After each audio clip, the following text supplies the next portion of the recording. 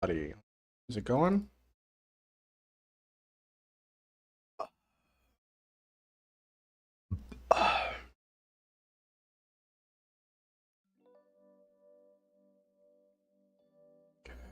Wee. Okay. What? Wait a second. Hold on.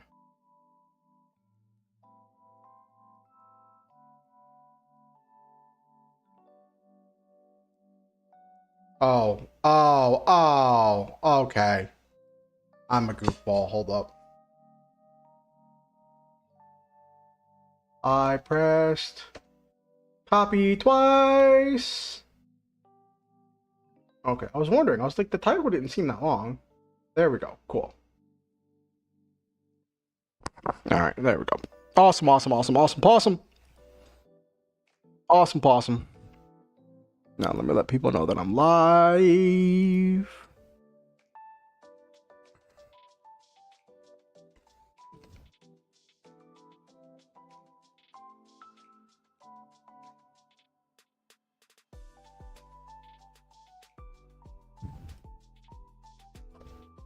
Mm-hmm.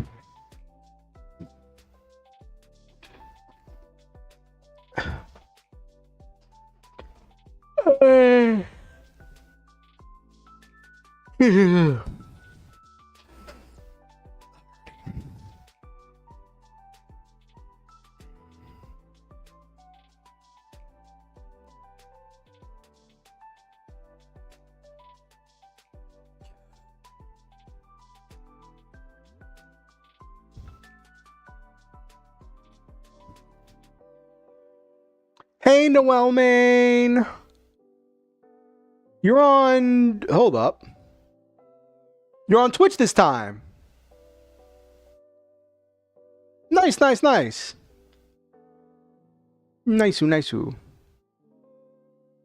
I see you.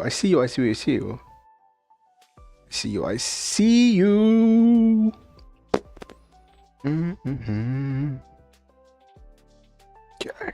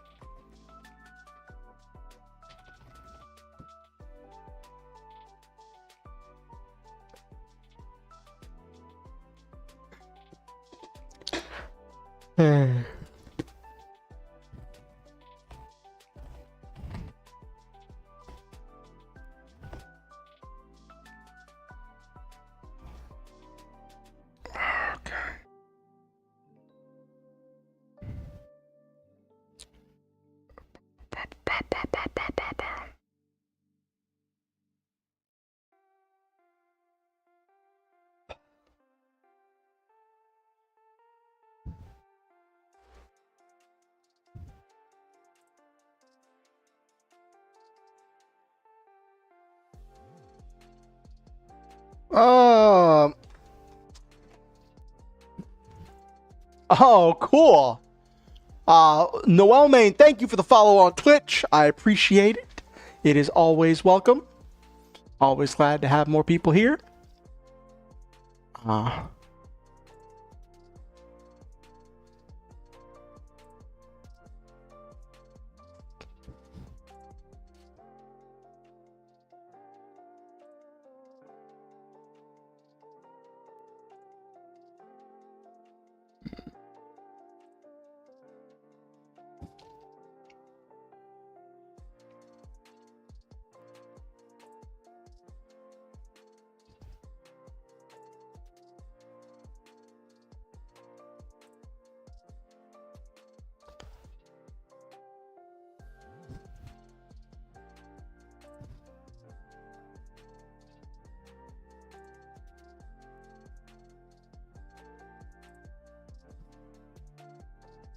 Okay.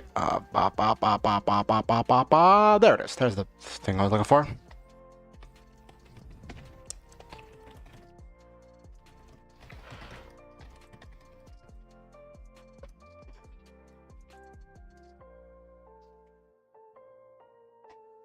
Okay.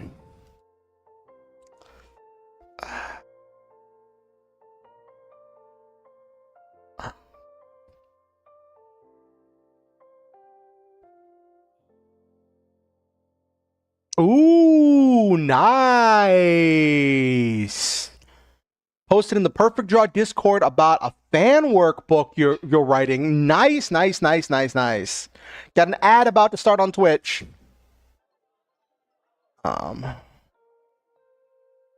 So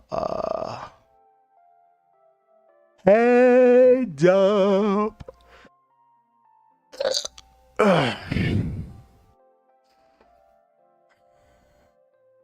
Get to whoop.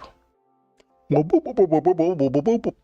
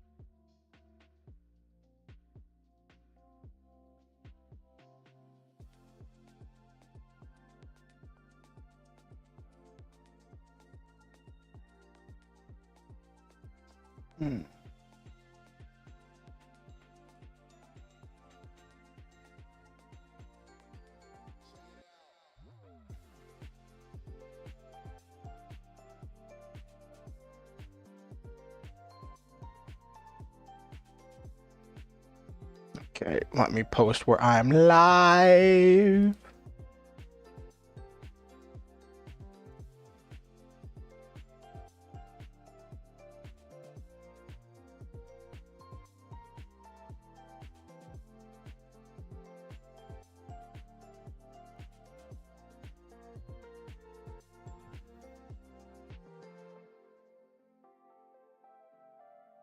Okay. It's a book with the rules you and your RPG squad usually use to play Perfect Draw plus settings. Nice! Nice, nice, nice, nice, nice. I'm getting distracted.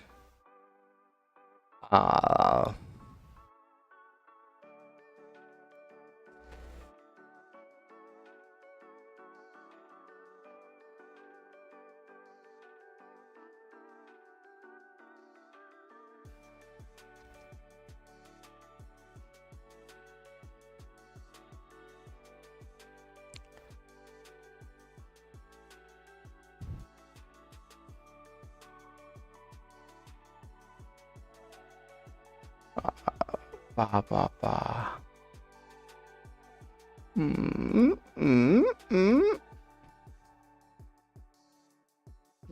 Who is?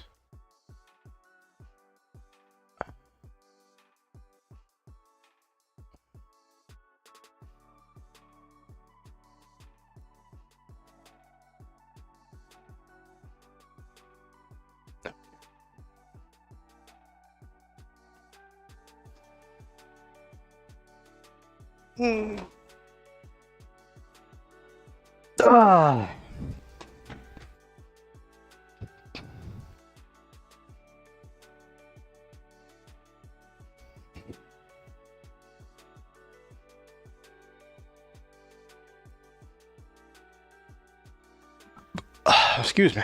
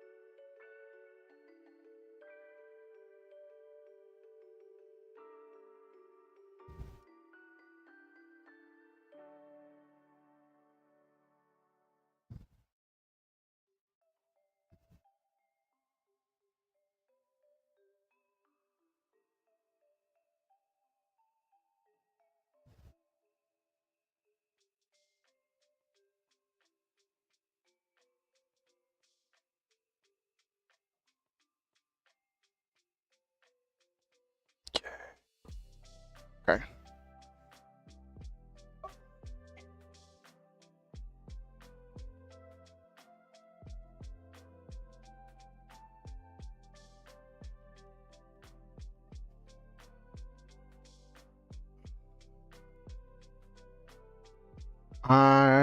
I meant to post on places, let them know that I'm live. Hey, Noel Main, it was fun. It was really fun. I meant to do a stream on Wednesday, but I just didn't really have the energy for it.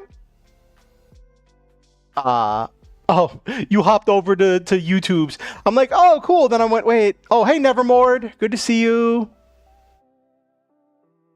I'm supposed to be posting and letting people know that I'm live, but my brain keeps going. Blah, blah, blah, blah, blah, blah.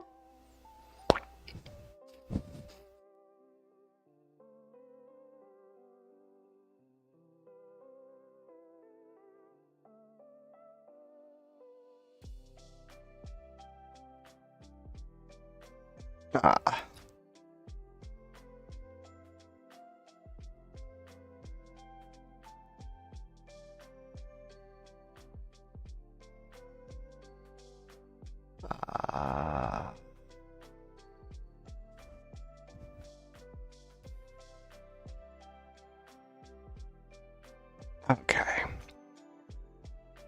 Tweet. That's the button I'm looking for.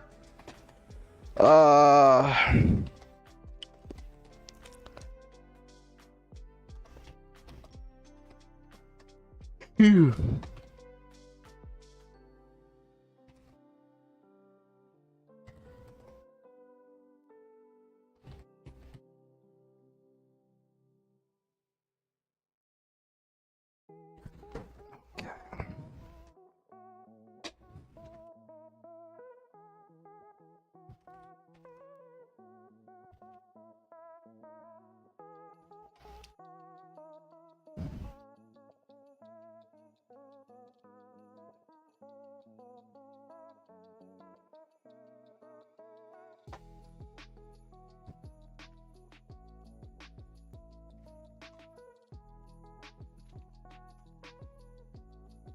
Okay, there we go. Hey, Nabiru. Things are going pretty well. I'm kind of coming out the other side of some stuff, but I'm feeling better. I'm feeling better. Hello, LeMay. Good to see you. Good to see you. Good to see you. Good to see you.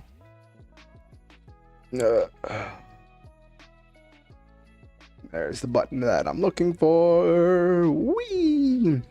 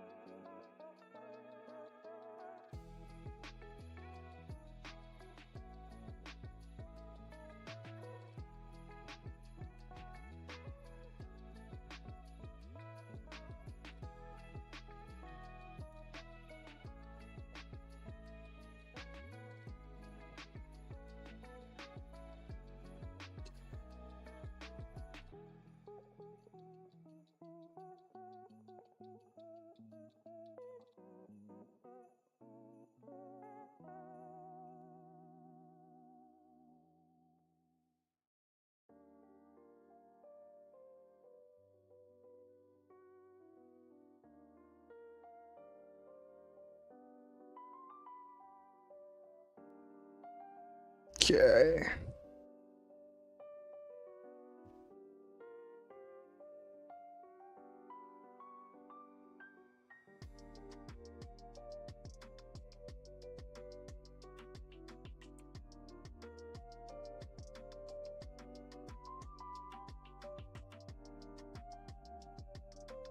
Ah.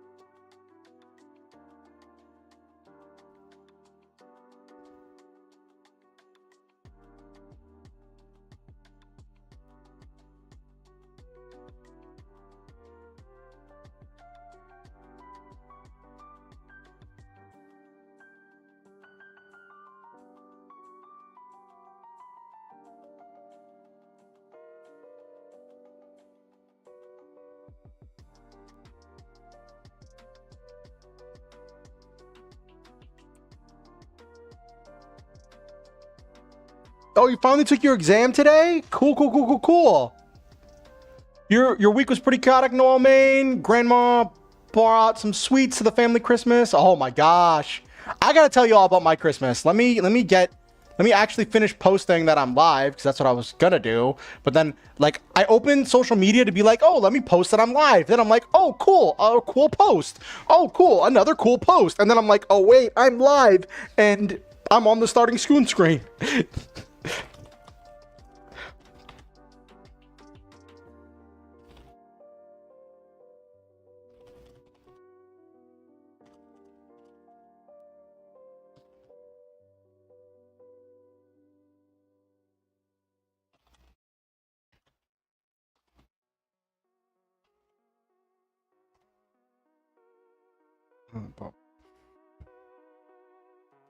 No, I don't want to post a preview. Okay. There we go.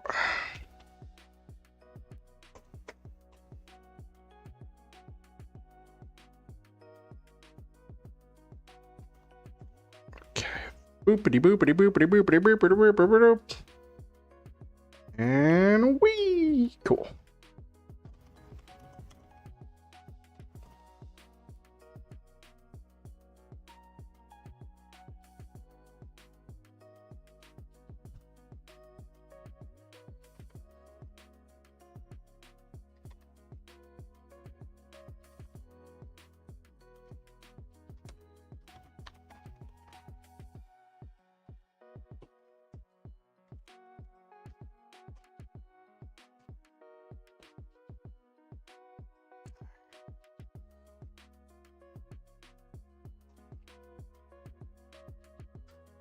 Okay, there we go. I forgot to put forgot to put VTuber on there. Okay, whatever. Whoop whoop. Whoopity whoopity whoopity whoopity whoop. Finally took your exam today, so you can you managed to pull out a win. Nice, Nevermore. Now you can go back to your real writing. I know that feeling.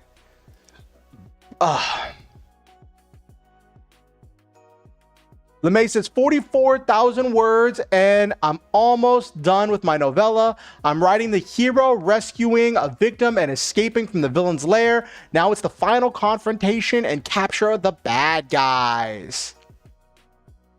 Oh, I'm proud of you, Nevermore. I'm proud of you. And I'm proud of you, LeMay, and I'm proud of you, Noel Main, and I'm proud of you, Nabiru. And I'm proud of you, Nevermore, and everybody here. I'm proud of all of you.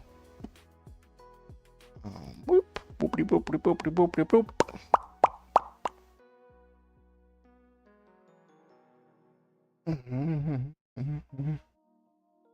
No, boopity, boopity, boop. There we go. Pop this open. Hello? There we go. All right. Okay. And okay.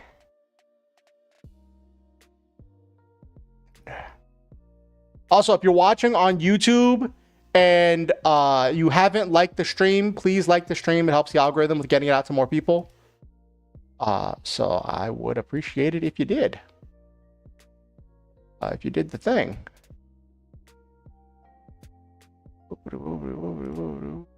Okay, here we go. Okay. 2 nights of no sleep and studying was wild. Oh my gosh, Nevermore. That's crazy. That's wild. Oh my god. Oh goodness gravy. Let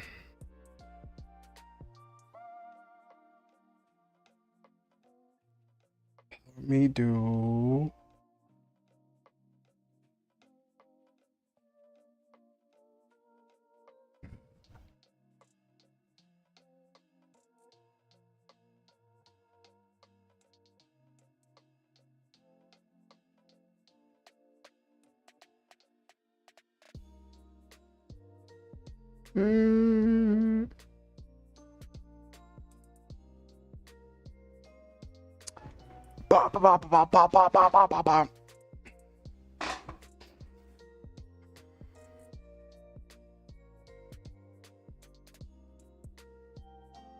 Okay. All right, model open. This open. Okay, and set this be always on top. Alrighty, let's get to chatting. Oh my gosh.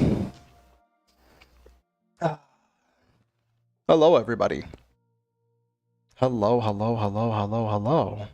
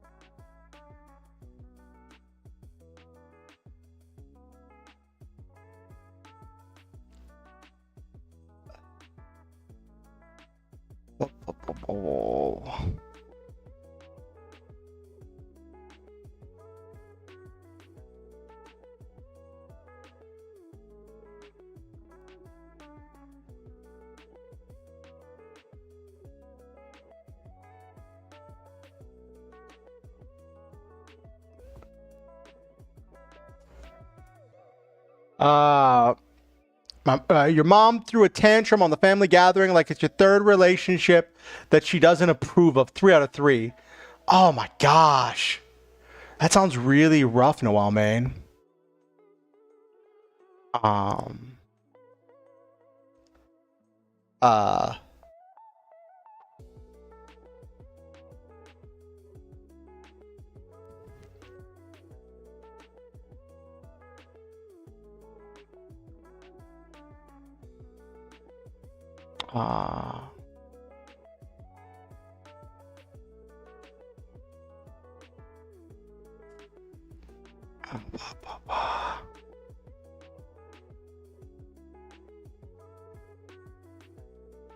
Yeah. Well, I hope stuff I hope stuff gets like better for you. I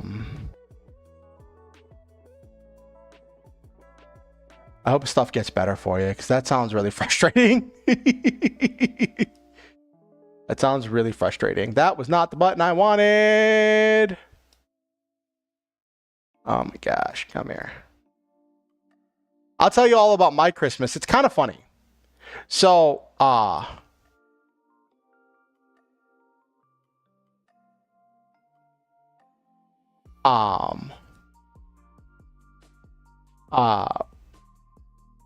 so for Christmas, so I think I've told you all a little bit about this whole thing where I live in a separate place in the US from my mom, and I'm where I grew up, right? I moved to a new place. And I've lived here for like 15 years, right? And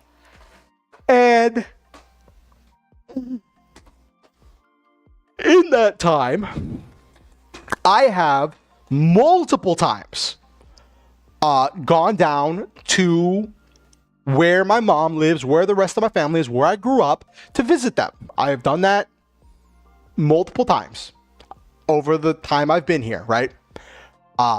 And only like once, maybe I think twice, my mom has come up here to visit me. And while my mom does pay the bill, like does pay for the airplane ticket for me to fly down there, right? I still have to like put my entire life on hold when I do that, and like have to plan and have to pack and deal with all this stuff and travel and everything else to go down there, right? And I have friends down there, whatever. I don't exactly get along super well with my mom, but like, it is what it is. You know, family's family. You know, you do what you can with what you got. And there was this whole rigmarole around Thanksgiving where, like, my mom had asked me if I wanted to travel down there for the holidays. And I said no, because I didn't want to deal with traveling. And my mom had said, like, this was earlier in the year, that she would, that she's like, what if I came up there? And I was like, great, if you want to come up here, I can try to help you find a hotel. We can try to arrange for a place for you to stay. I can talk to some of my friends and see if we can put together times to have dinner. We can start planning, like, to go see things, to go do things. You know, just let me know when you're going to be here, right? And we can work on plans. And she's like, well, would you prefer Thanksgiving or Christmas? I said Thanksgiving, because I thought that would be a little bit easier. And we went this whole back and forth where, like, she said she was going to get Thanksgiving off, and then she didn't get Thanksgiving off, or she only got 2 days off. And every time she was like, well, would you come down here? And I'm like, no, my answer hasn't changed in 3 days, you know. And she was like, oh, okay. And every time she'd be like, well, I'll try this, I'll get back to you. Didn't get back to me. Then I called her back and she's like, oh, that didn't work, can you come down here? And I'm like, no, I said no before. And that's what happened with Thanksgiving. Then when it came time for Christmas plans, right after Thanksgiving, my mom was like, oh, I got off for Christmas, call me, you know, as soon as possible, I want to talk to you about Christmas plans, right? So I was like, great, am I going to be going through this again, right? And I've procrastinated because I didn't want to deal with it, or I was tired, or I had other things I needed to deal with. But I finally decided to call her. And it was everything I was worried about. She was like, I know you said you don't want to travel and you don't want to come down here, but would you consider coming down here? And I'm like, no. Like, would you, what about if you just, like, thought about it and got back to me? And I'm like, no. And then she did this whole thing where she was like, well, I'm such and such years old, and not every day is promised. My health isn't what it used to be, and I really want to see you. And I'm like, you know, I hope everything goes good for you. And you know, that's just, it was like, okay. And so on and so forth. And, like, when it came time for Christmas, one of the families that I'm very close with here where I live, has, like, a Christmas, like, them and their whole friend group, they'll have a Christmas breakfast thing on Christmas Day that, like, one of the families will host, and everybody will go to their house, and there'll be tons of food. And they know I'm vegan, so they always make sure there's vegan stuff for me to get there, right? And no, I got the nat 20 on the save check. On the save. That's what happened, Nabiru. And I'm like, so there's always, like, stuff there for me to eat, right? And it's always nice to spend time with these people that I care about, I interact with, and so on and so forth, right? And I'm like, so this year for Christmas, they're like, okay, it's being held at such and such person's house. We'll pick you up, because they know I don't have a car. So they're like, we'll pick you up between 9 and 9:30. And I'm like, cool. All right, awesome. So I'm going to make, because it's a brunch, I'm going to make a tofu scramble, which is essentially broken up pieces of tofu that's fried with usually some kind of, like, vegetables in it, and like turmeric, garlic powder, onion powder, a little bit of black pepper.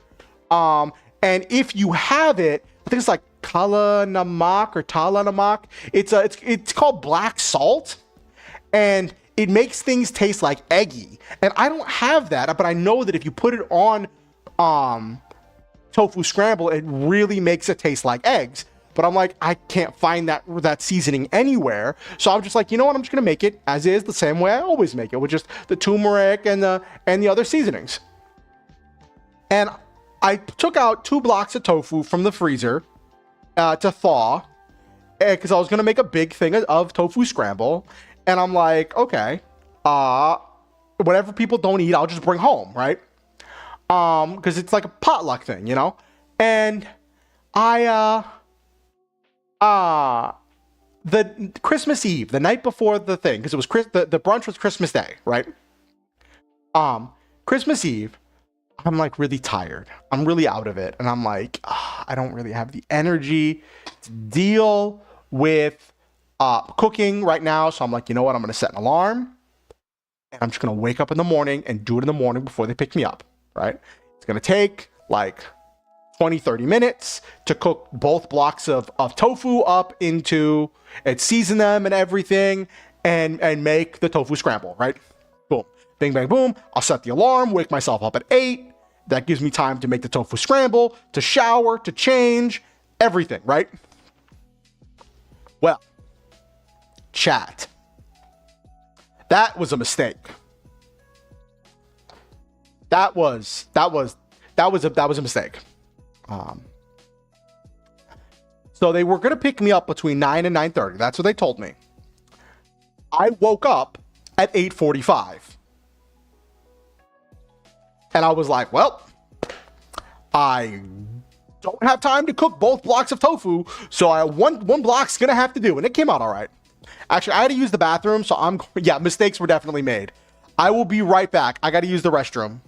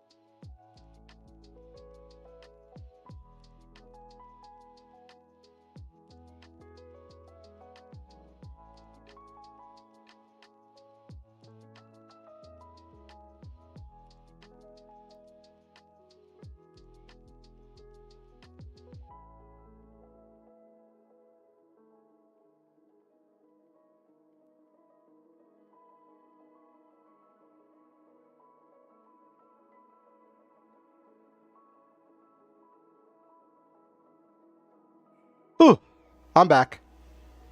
Just saw a vid that had Sonic the Hedgehog saying, yes, I'm single-handedly ruining my life, and it running off. It sent me. Yeah, that's funny. I am very happily in a relationship, but I get the joke. But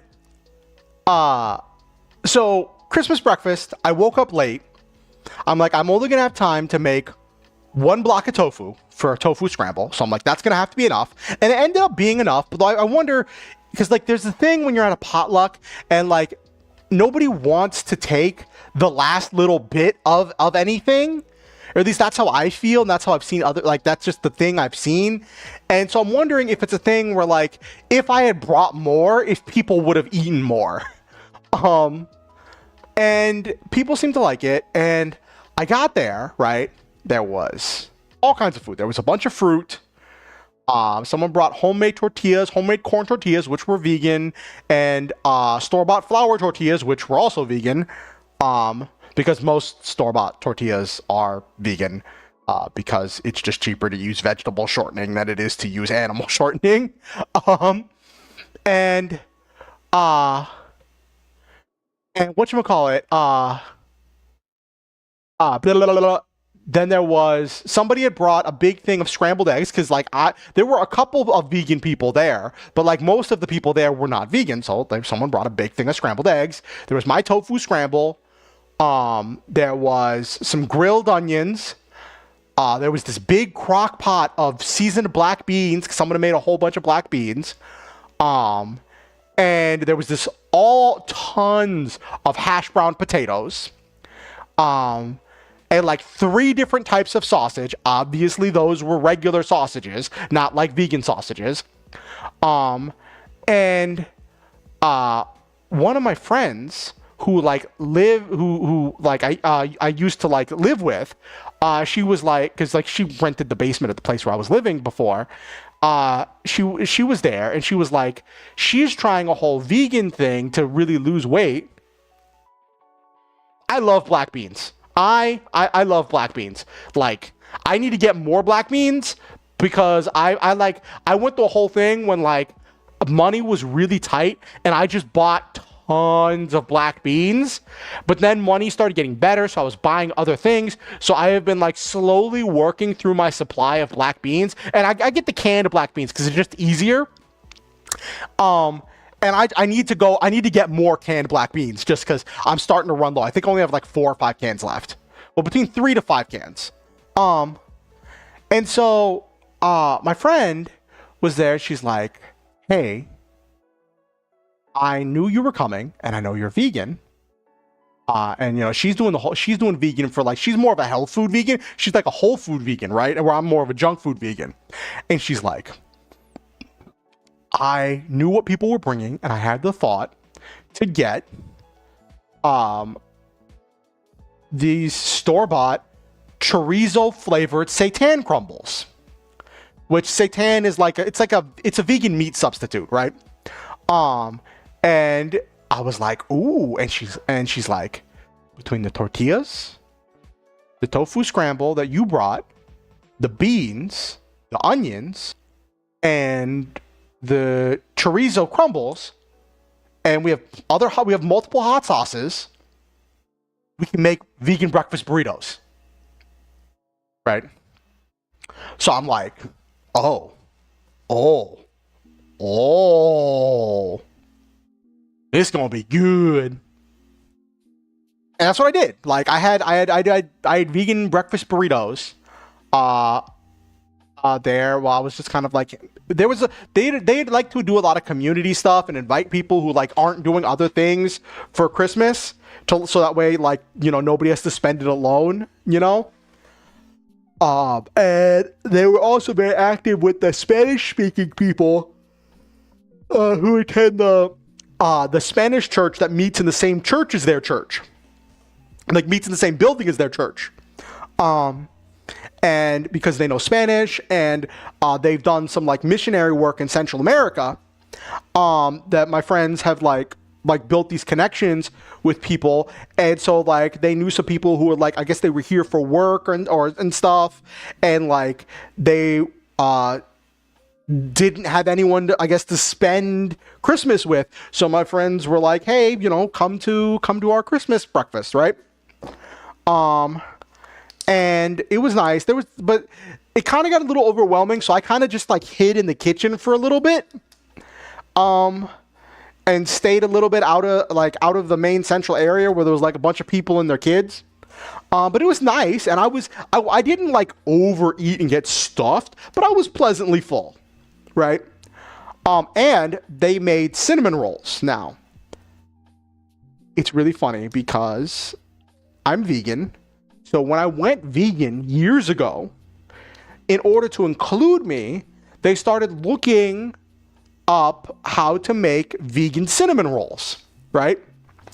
And it's been this interesting progression where like originally they had like a bunch of regular cinnamon rolls. They'd make a small number of vegan cinnamon rolls for me, right? Or for me and other people who wanted the vegan cinnamon rolls, right? And like over the years, I have seen, it looks like they have just been making more vegan cinnamon rolls and less regular cinnamon rolls, which is kind of funny. And it's gotten to the point where like there was the big tray of vegan cinnamon rolls and this little tray of regular cinnamon rolls. And like it was nice having a bunch. I had like 2.5 cinnamon rolls, which because I'm diabetic, I really shouldn't be eating too much sugar, but there was a lot of protein. The seitan is high in protein, the beans is high in protein, the tofu scramble is high in protein. So like I was getting a good amount of protein for it, right? And it was fun, right? We did like some after we were like eating, we did this kind of like Advent service where they were letting the kids light the Advent candles and talking about what each one meant, doing some reading some Bible verses and singing some songs. And then after that, they did some Bible trivia for like little prizes and stuff. But like, this is they do that every year, but this was the first year where I just kind of like didn't really participate in the Bible trivia because I was like, there were so many kids. I was like, I wanted to make sure the kids got stuff. Like some adults were participating in it because, you know, they were like cute little gifts or whatever. So I just like kind of let them go and I was off talking to my friend and we were sharing memes with each other. Like while everybody was doing the Bible trivia, and then people were just hanging around and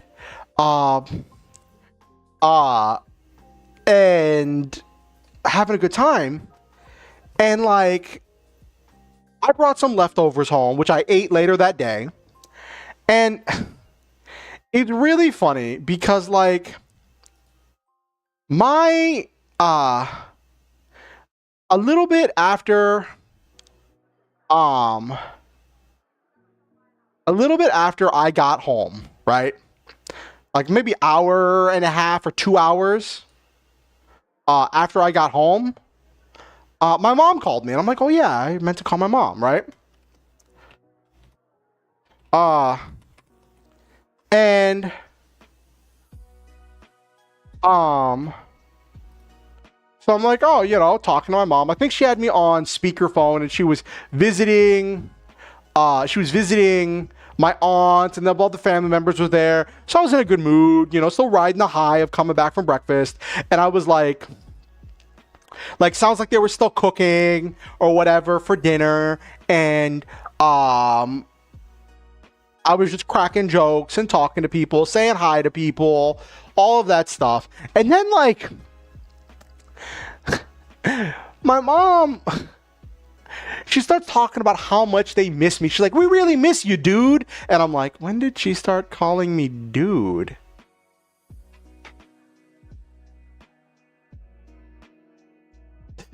Oh, you might get a kick out of this, Noel Main. Since there were some Spanish speaking people there, right? They had a thing where they had coffee and tea and they had a bunch of creamers and stuff, but the milk, the actual milk, was on the other table with the cereal because they had special Christmas cereal because some of the kids wanted Christmas cereal, right? So one of the Spanish speaking guys comes up, and I guess he's getting coffee, and he picks up the container of soy milk. And he's like, milk?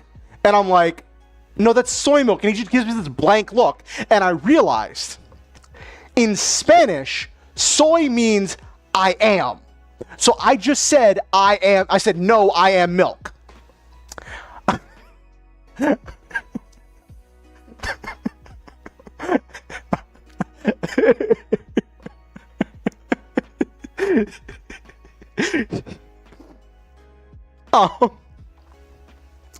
And I had to get somebody else to translate and point out where the actual milk was. He's like, leche? And it's like, yeah, he pointed where it was.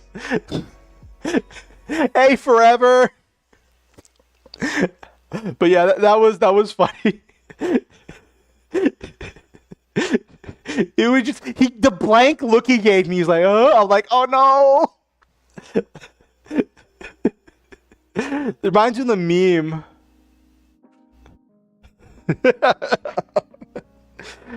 It reminds me of the meme where someone was like, soy milk is just milk introducing itself in Spanish. Hey, Kimberly. So when I was talking to my mom, right? She was like, she got to this point where she was like, oh, we really miss you, dude. We have so much food here. You would love it. And blah, blah, blah. And I got that feeling that she was trying to like make me feel guilty for not being there, or make me feel like I wanted to be there or something, or talk about all the good times I could have been having if I was there. I don't know exactly where she was going with it, but she was just like, it's, you know, with so much food, you would love it.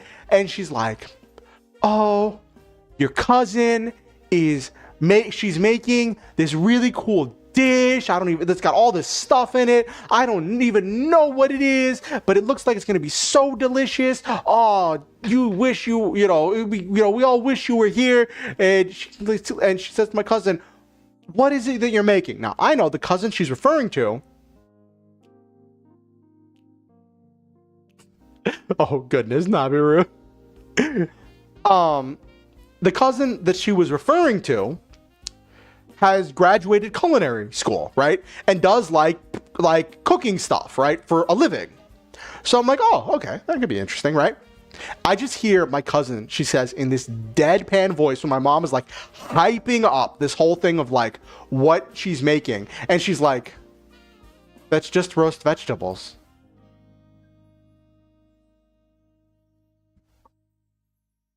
And it was hilarious.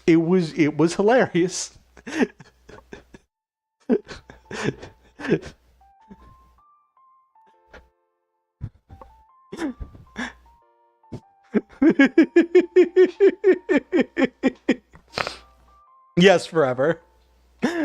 And so my mom sends me this picture.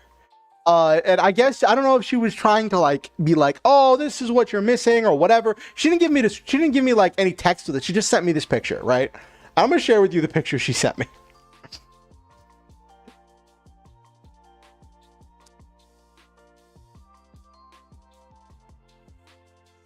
Of course it's huge. Of course it's huge.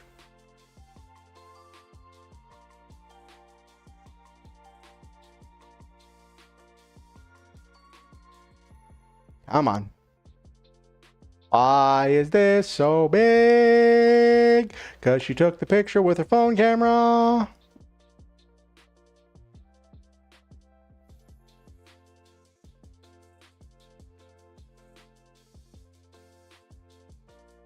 Now, that is the picture my mother sent me.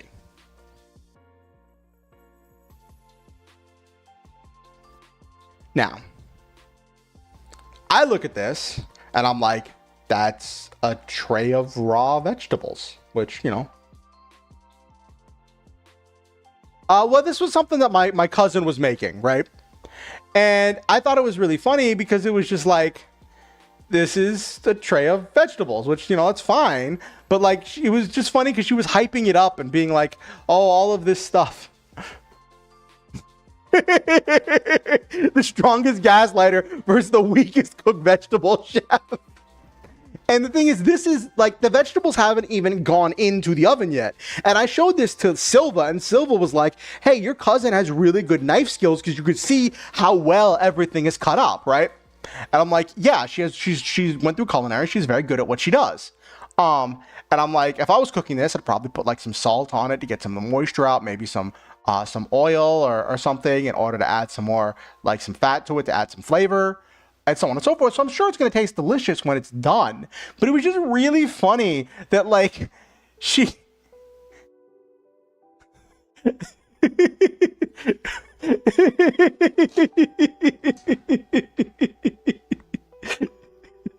it just sounds really funny that like she just sends me a picture of a tray of vegetables. And I'm like, what? And I'm sure it tasted great. It was just kind of funny, especially because like I was coming from this nice Christmas breakfast thing where I'd had all of this different food that I could eat, right? And I'd been able to be very pleasantly full and have all of this like wide variety of things and lots of protein and like, you know, a good time, you know? So it was just really funny. And I thought you all would find that funny, of just like my mom hyping it up so much and my cousin just deadpan being like, that's just roast vegetables.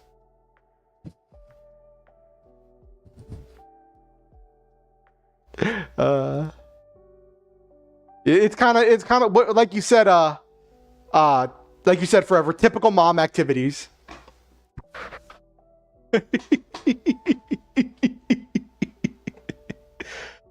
So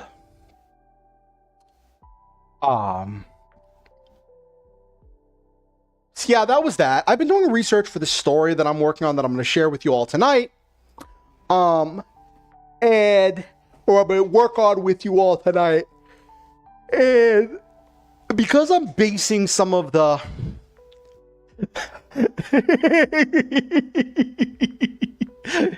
it was very silly forever. I'm not sure if I'd say stupid, but it was very silly.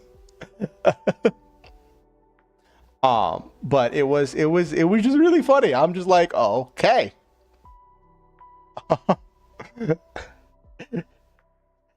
I was like, okay then. Well, that happened. Excuse me.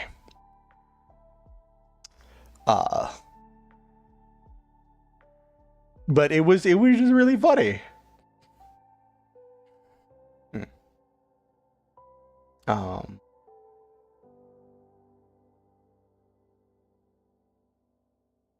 But yeah, and I was just like, well, that was kind of funny.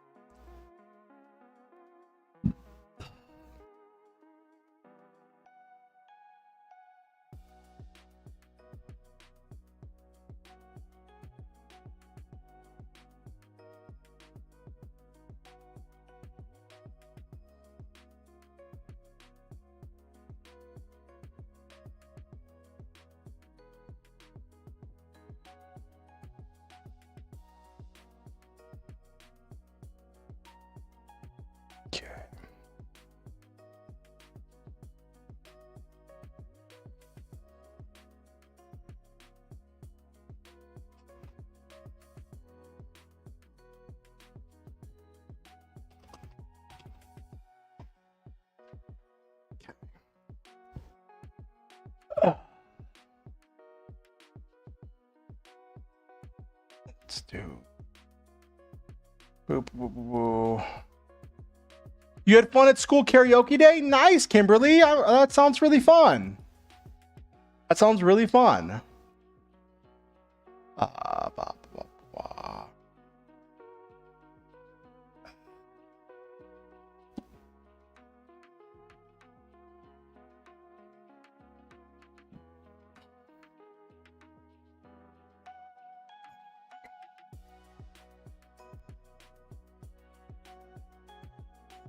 Let's get rolling. But so anyway, I've been doing research on whatchamacallit, Monster Hunter stuff, because I wanted to feature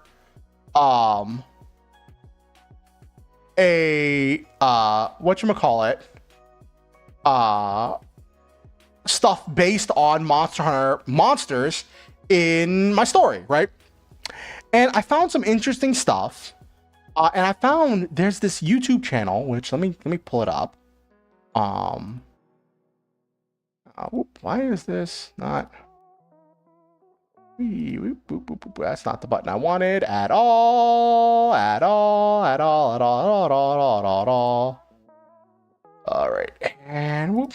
There's this YouTube channel called the Monster Slayer Squad, where they like do stuff where they like make monsters fight each other in Monster Hunter with, I guess, like edited custom missions and stuff with like mods and whatever. And it's really interesting to watch how they do it, where they'll essentially create a mission or a hunt with two monsters, because with like mods and stuff you can create that, and then they set the hunter to being invincible and unable to like be like no flinch, and stuff just passes through the hunter, and then the hunter just runs around and stands between the monsters, so the monsters' attacks hit each other. And like it's just really wild seeing some of the matchups they have, right? And I think in some of the more recent videos, they look like they started doing a thing where they had two hunters that were also invisible, that were like clutch clawing to the sides of the monsters, so that way the monsters would be more targeting each other. So you wouldn't have those odd situations where like the monster positions itself weird and the hunter has to sprint to get between the monsters, or else the monsters are attacking the wrong direction. But I don't know, I feel like the old style was like more effective. And some of the matchups really interesting. And like, because my main character is based on Nergigante, I was looking at some of the Nergigante fights, right? And they had one that was Arc-Tempered Velkhana versus Arc-Tempered Ruiner Nergigante. And I'm like, well, there wasn't an Arc-Tempered Ruiner Nergigante. And they said there wasn't an Arc-Tempered Ruiner Nergigante, but there was a tempered one. So they took the tempered one and just added more HP. And I'm like, because the Arc-Tempered has like, the Arc-Tempered stuff has like improved move sets and increased stats in more than just buffed HP. So like, I'm like, that's a, you know, that's a bit of a hill to climb. And like, I don't know if they were doing it differently or whatever, but when I watched that fight, Ruiner Nergigante was facing the wrong way for more than half the fight and was like attacking nothing. And I'm like, that's not really good, right? And then I'm like, I was kind of disappointed and kind of frustrated, because like, I know I took it more personally than I should have, because I like Nergigante, and Ruiner Nergigante is the variant of Nergigante, and it's kind of like the like evolution kind of Nergigante, or how it's treated, because there's no master rank base Nergigante, and like, you know, it's whatever, right? But then I went down to the comments, and like, you should never go down to the comments. Like, well, I mean, it's not that you should never go down to comments, but you should understand there's a lot of like toxicity in the comments, right? And like, I went down to the comments and I saw all these people being like, oh yeah, obviously Velkhana was gonna win. Velkhana's the better Elder Dragon, and blah blah blah blah blah blah blah blah. And like, Velkhana too fast for Nergi, and blah blah blah. I'm like, no, Nergi was attacking the wrong way, because there was some stuff with the AI, right? And I know it's a silly, fun thing, and it's not, you're not supposed to take it seriously, but I was just, it seemed like, did we watch the same fight? But like, some of the stuff, right, I'll watch it and it'll be like, I'm like, this is my sports, right? Um, like this is my sports ball. Like, I'm cheering for like one monster over another when I'm watching it. I'm like, oh yeah, right? And they have a thing where they like keep track of the health of the monsters on a thing on the screen, so you can see how much health the monsters have. And like, it's just really interesting to see like as they're like attacking each other and stuff, and it's like kind of cool. And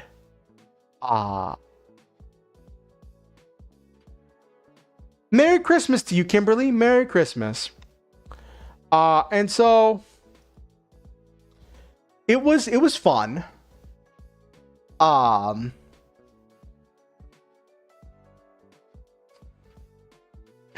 So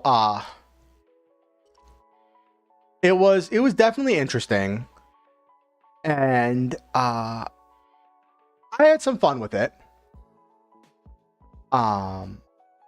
With watching those things. And I was watching some of them earlier today even. And that was really cool. And exciting. And I thought that was really cool. And so I've been doing that, and also looking at different weapons and armor and stuff from Monster Hunter to get ideas and visual like images of what I want for the characters to look like and stuff.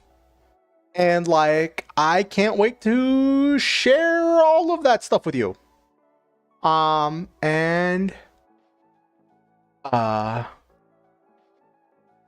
to show you, well, not show you, but like describe to you, I guess, some of the stuff that I've been thinking about.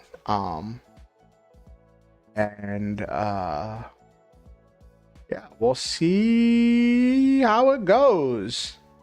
But yeah, I've been really thinking about this. I've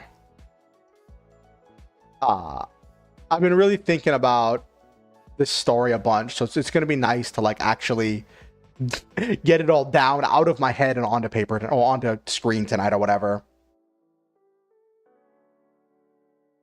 So that'll be fun.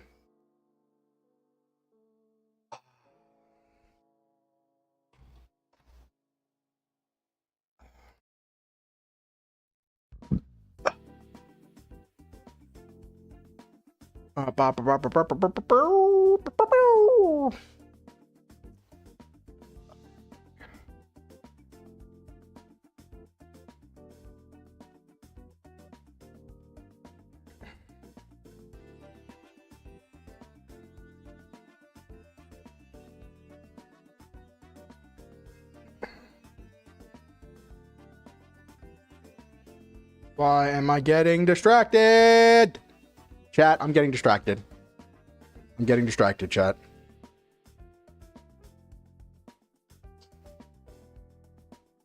Also, last night, I played Monster Hunter World for the first time in forever.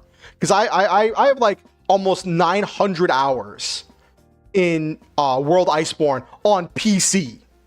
Before that, I played it on Xbox, and I had like 500 or 600 hours on Monster Hunter World on Xbox. And that was before Iceborne came out.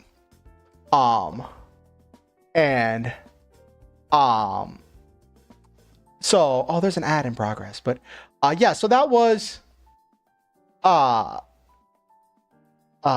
fun because one of my friends, Okusen, you know, from chat, yo potato, had said that they were interested in playing through Monster Hunter World. And they're early in the game, and I didn't want to use my like end game sets if they're early in the game, because that's going to trivialize everything, right?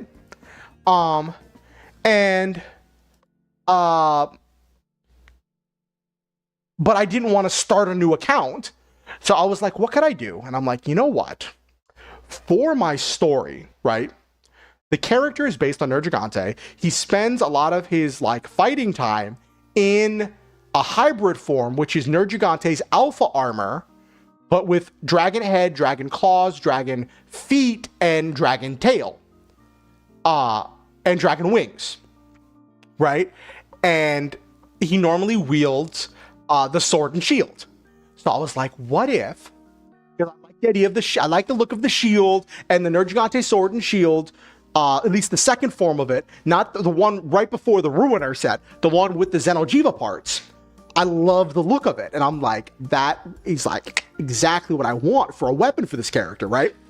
And so I was like, what if I just build the Nergigante armor, don't upgrade it at all, build the Nergigante sword and shield, and just get it to that thing where it's like rarity 8 or whatever, and I'll slot in some survivability stuff and, like, you know, health boosts, divine protection, and a little bit of recovery up, and just do generic stuff. You know, I'll be doing a good amount of damage, but like it's not gonna be like one-shotting the monster. So I think that'll be fun. I built that. I also built the high rank Nergigante armor and weapon for my cat, because you can have the Palico work with you in Worlds and Iceborne. And I think I might actually like bench my cat, because it was healing me so much that like the fights weren't even a threat, because I've maxed out the healing tool. I maxed out all the tools for the cats in World and Iceborne, right? So I'm like, well, you know, rip that. But I did a couple hunts just to get a feel for playing again. And like my last thing I did to like test stuff out was I fought Nergigante, but it wasn't like tempered or arc tempered Nergigante. It was just base Nergigante, high rank Nergigante, the fight where you fight him in high rank. And I have fought Nergigante. It's actually really funny. I went through my guild card and I have fought Nergigante. I have defeated Nergigante 87 times.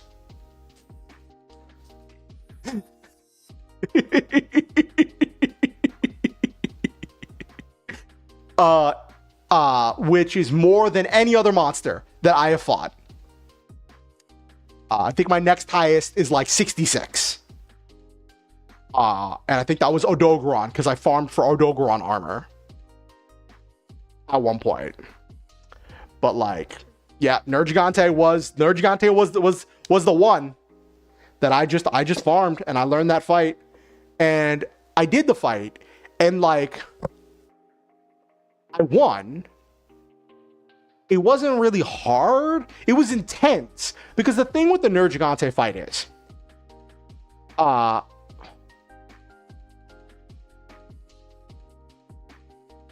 hello, professional idiot. Good to see you. But yeah, the thing with the Nergigante fight in Monster Hunter World is that like you have to respond. You have to apply a lot of force. You have to respond with your own aggression to Nergigante, because if you try to play it safe, you won't break the spikes in time, and Nergigante's spikes will grow, and then they will harden, and then he will dive bomb. And the dive bomb has really good range and does really good damage, and he's just going to keep doing that. And even before he dive bombs, as the spikes harden, his defense goes up, he becomes harder to hit, and he takes less damage. So like, it just becomes an exercise of futility if you try playing it safe. So you have to be aggressive. You have to meet his aggression with your own. And it becomes this dance and this struggle for supremacy, right? And like, I was able to like keep up and then keep maintaining the pressure on with the sword and shield. And I was like, okay, I'm getting back into my flow. This is good. I had to stop and heal one time. I had to stop and because in the final part, where like after he goes to sleep in the final area, he's just so aggressive. I actually had to stop and like chug a mega potion. But like, I was like, okay, yeah. I think if I park my cat, because I was getting a lot of healing from my cat, for my Palico. But yeah, I think if I park the Palico, it should be fine. Which is kind of sad because the Palico is really fun. Or I give the Palico something besides the healing thing.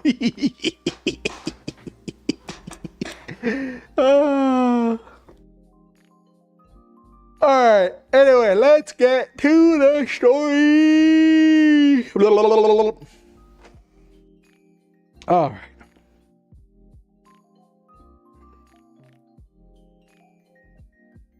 Okay.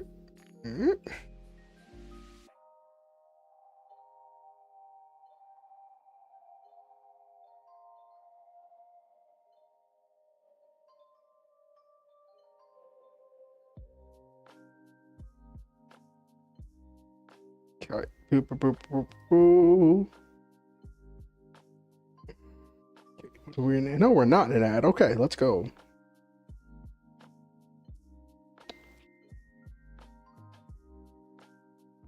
Nope, I'm about to get started right now. I was talking about how last night I played Monster Hunter World for the first time in a long time, in like a year. I'm actually about to go. It's funny. Nevermore. I was about to get to sharing my story, and like, then I got sidetracked. And I got sidetracked talking about Monster Hunter World. Let me get to writing stream scene. What game are you playing forever that's got some silly simple bugs? That is the wrong window. That's Monster Slayer Squad. That's the thing I was telling you about before. That like, where is it? Untitled document. There we go. Cool.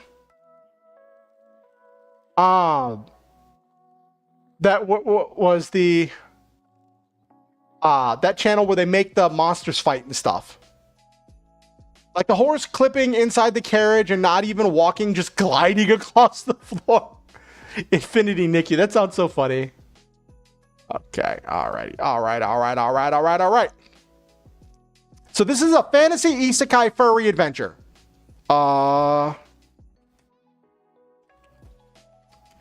Medieval fantasy isekai furry adventure. So the idea, there are multiple different worlds with different gods and different rules of nature. Some gods go between worlds. Gods gain power from praise and worship from the followers, and without that power, they wander the cosmos as eternal voices only able to whisper in the ears of mortals.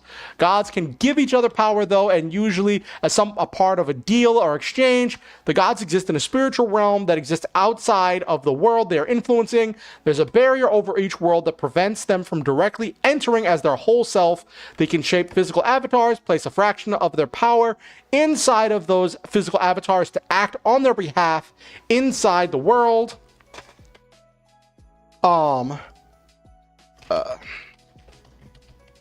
Inside a world, and place a fraction of the power inside them to act on their behalf, and they could speak to mortals to give them instructions to grant them divine mana to cast divine spells. So this is just some basic world building stuff, right? Why is my... Hold on.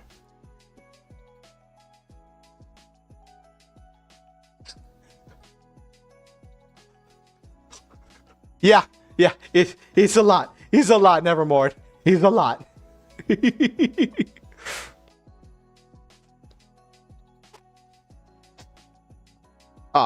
So that's the basic. That's like some of the basic stuff of the world, right? And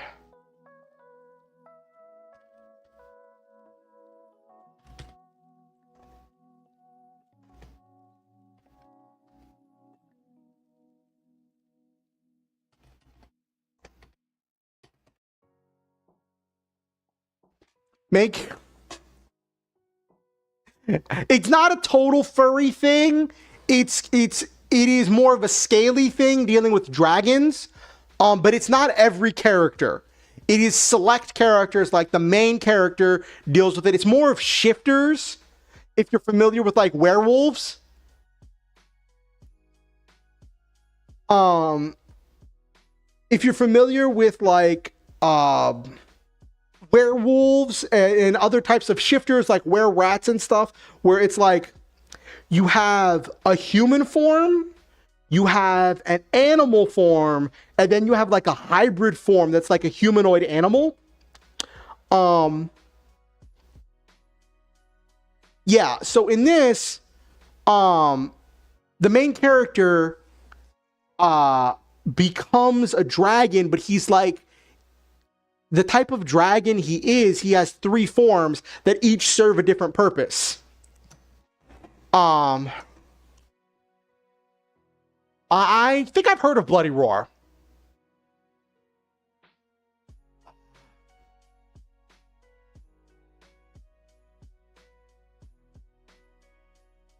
Lol forever, lol.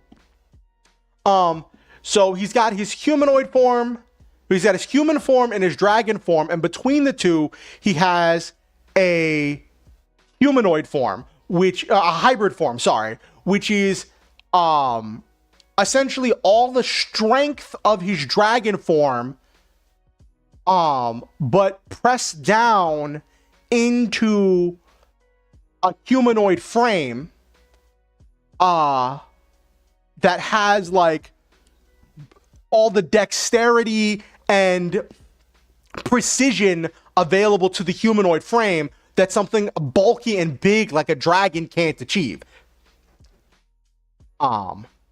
And he spends most of his time in his hybrid form, and it's a thing where like for these types of dragons, right, their dragon form has like is the most durable, right? It has more scales, more body. There's more physical body to protect them. They generally heal faster in that form, and they're like more comfortable in that form, right? They feel more natural in that form. So usually they like sleep in that form, in their dragon form. For this character, his whole thing is regeneration and healing. And he heals fastest in his dragon form, right? His hybrid form is just as strong physically, like it has the same strength stat as his dragon form. His hybrid form has that, but he can use weapons. And he summons these weapons that are based on the monster hunter weapons that he can wield to like uses force multipliers to amplify his strength and to do things with precision and so on and so forth. But like at least at the beginning of the story, he's not as comfortable in his hybrid form. His hybrid form is just like, he describes it as like it's not painful or like doesn't like take energy or something, but it's kind of a thing where like it feels like he's wearing clothes that are a bit too tight.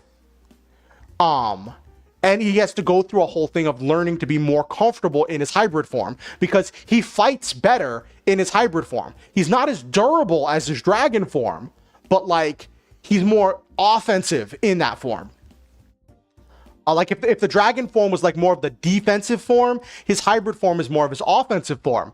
And then his human form is a reflection of who he was as a human. And he's very vulnerable in his human form.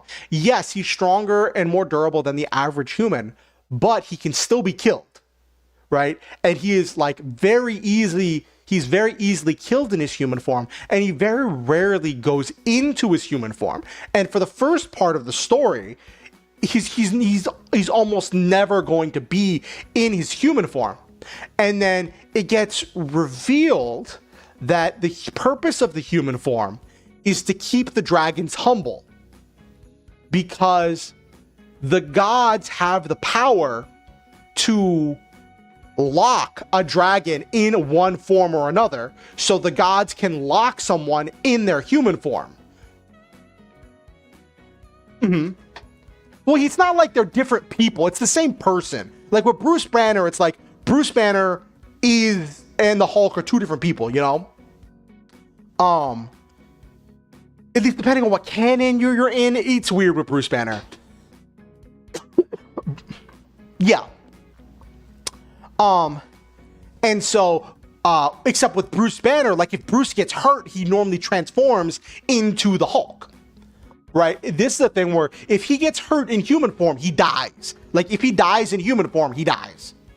And that becomes relevant later on in the story where one of the gods gets mad at being shown up and all of this stuff and is like, I'm going to lock you in your human form so that way you don't have access to your dragon powers, right? You can't fly, you can't regenerate, you don't have the infinite defense you have with your dragon form or all of the stuff with your claws and everything. And so like he goes to his goddess and he's like, okay, well, I can't stop doing what I'm doing. I have a mission and a goal that I need to accomplish. And so she gives him armor. I'm not sure exactly how she's going to get the armor, if she's going to summon it or if she's going to make it out of dragon scales donated from other dragons or something. But she makes him armor that is based on the armor he wears in his hybrid form, which looks like the armor from Monster Hunter. And he wields a weapon based on the weapon he used in his hybrid form. And it becomes a thing where now he can't do everything by himself. But by that point in the story, right, he has built, well, he's built a family around him as people have been drawn to him and become what they want to help him. And it becomes a thing where he's not doing it on his own anymore. And at that part of the story, he starts working with other people in order to accomplish his goals. And he's this transition from being a loner to being a part of a group is part of his arc. Anyway.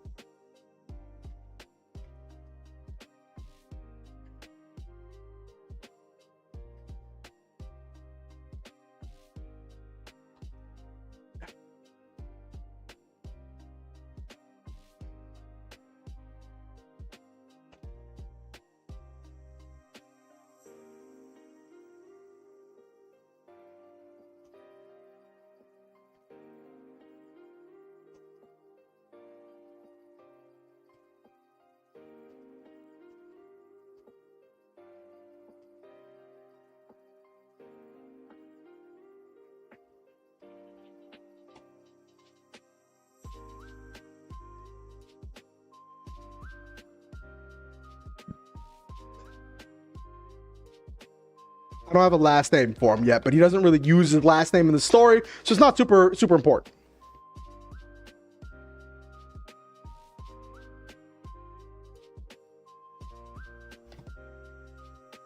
Yep.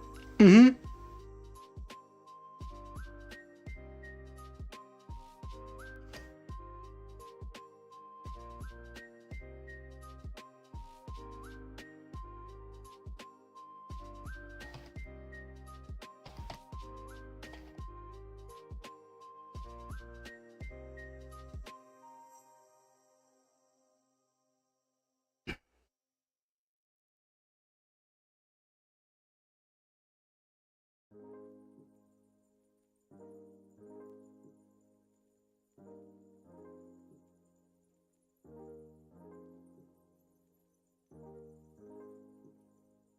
Mm-hmm. Yeah.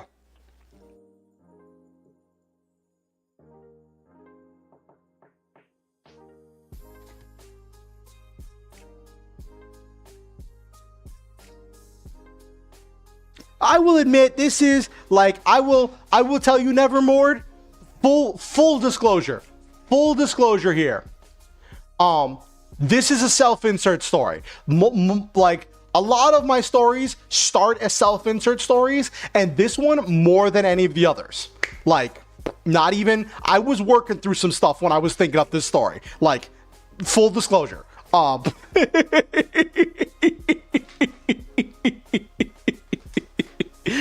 Like,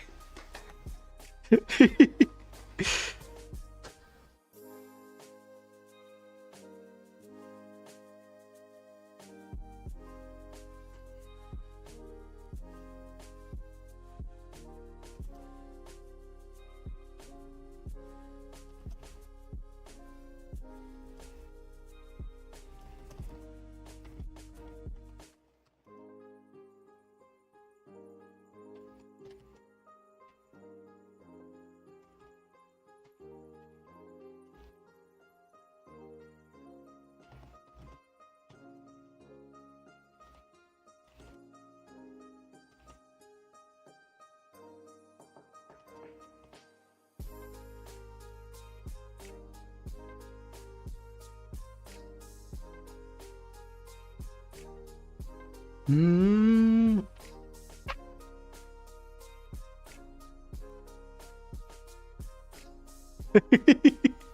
I find that thought comforting, Nevermore.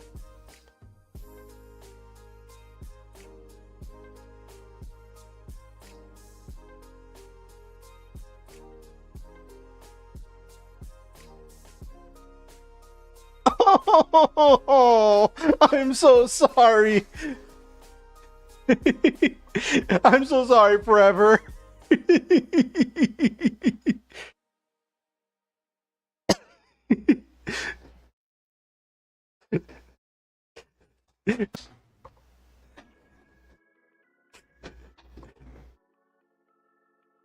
Yeah, I definitely see that, Nevermore.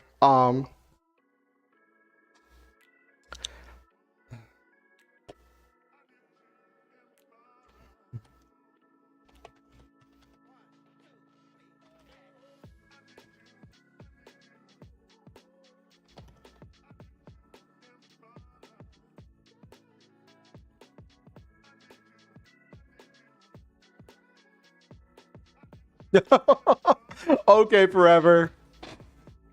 Well, I'm glad to have you.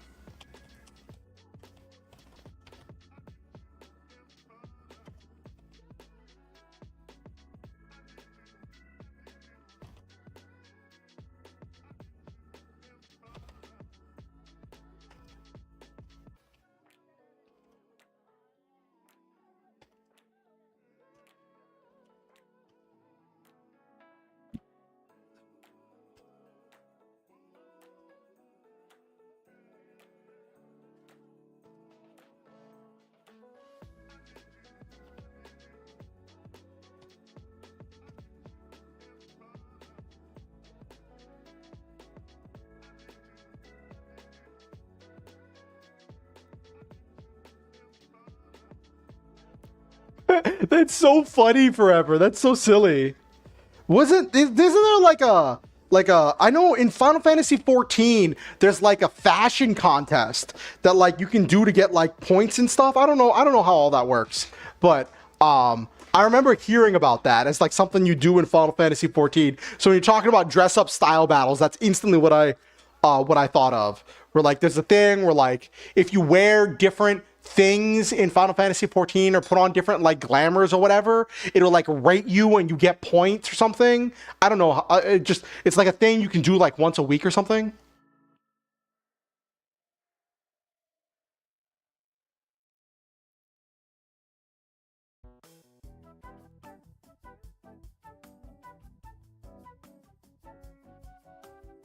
Yeah.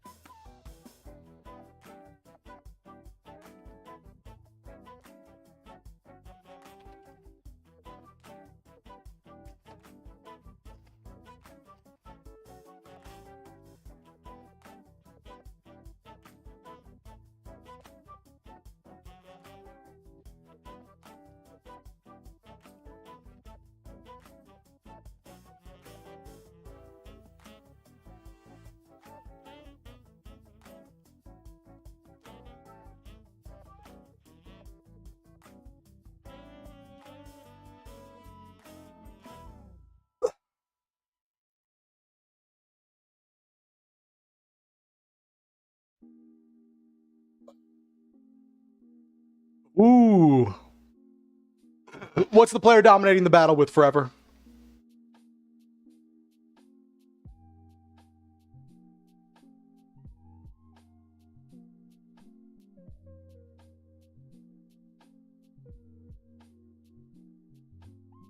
What? What?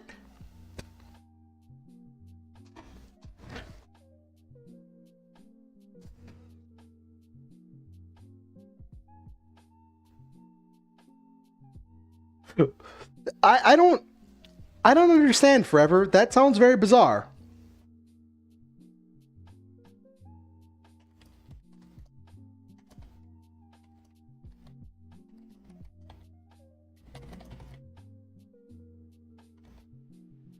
Yeah. Yeah, that doesn't make sense.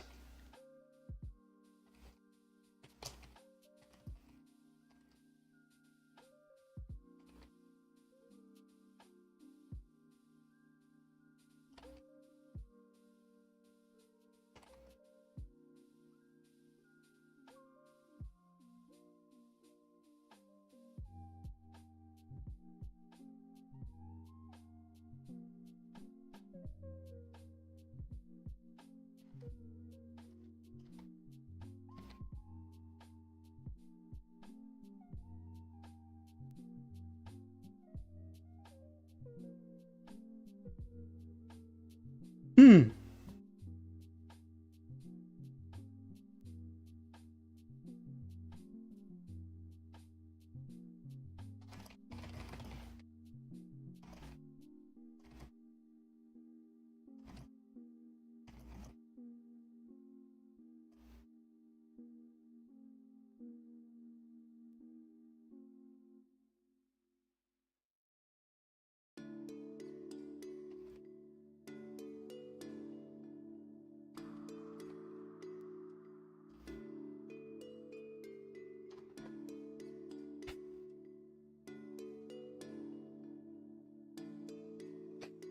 Why is a cool outfit a fishing outfit?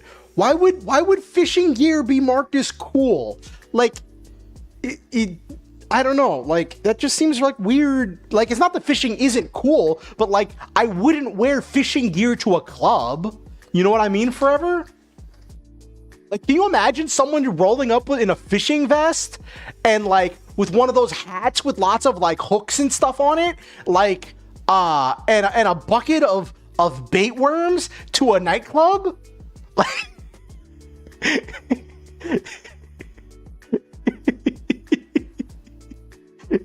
and those big waterproof boots?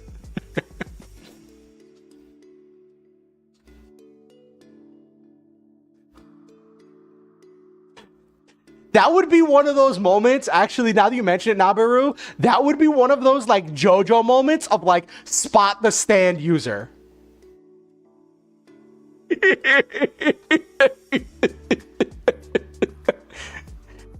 uh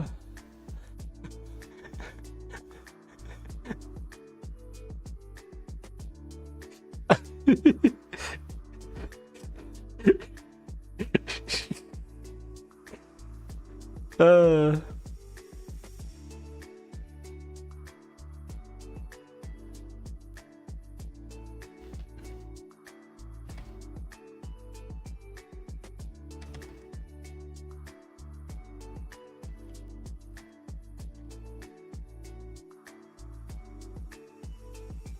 I don't know, forever. One of those impossible tasks.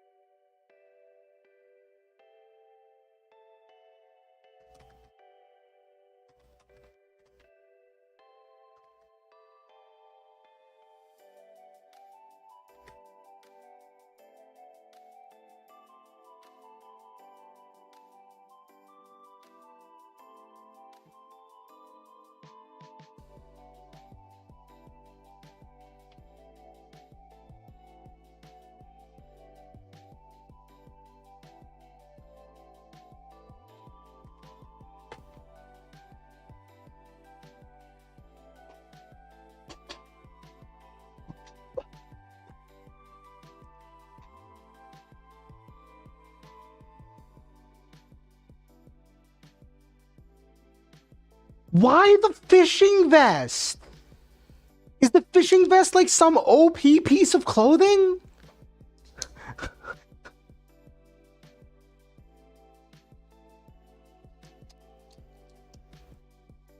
Oh my gosh, Nabiru.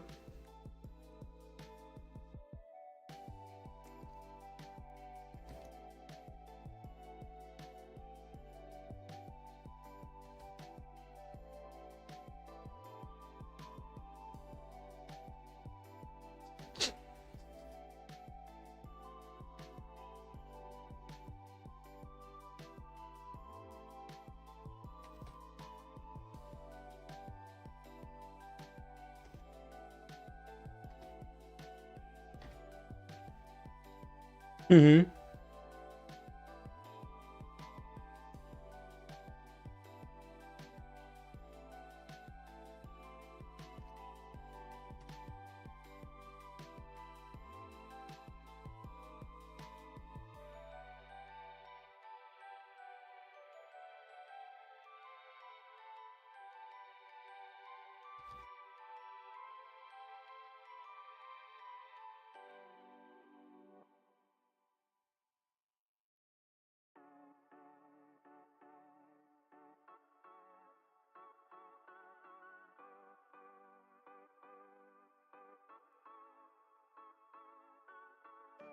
Oh no, forever.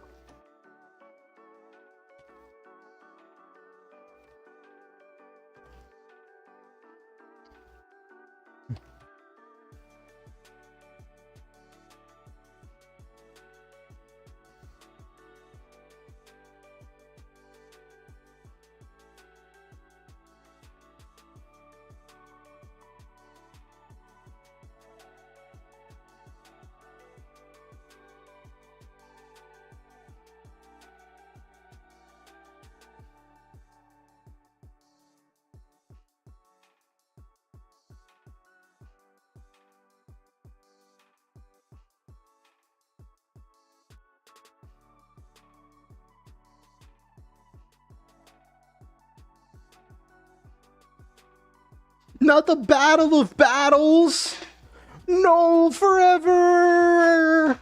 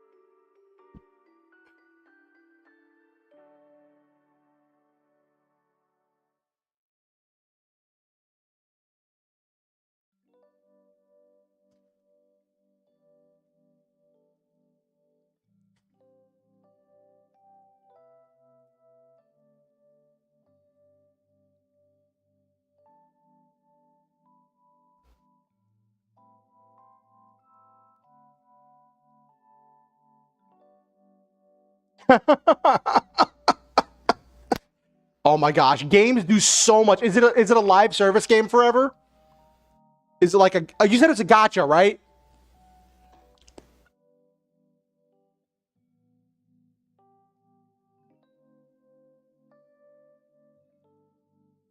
Oh my gosh, they do so much content on release.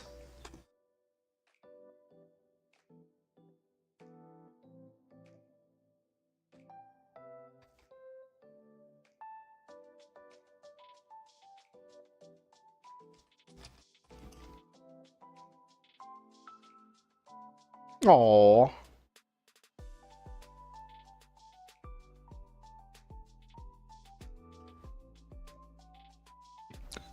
Nice froggy outfit. Nice. Nice. Ooh.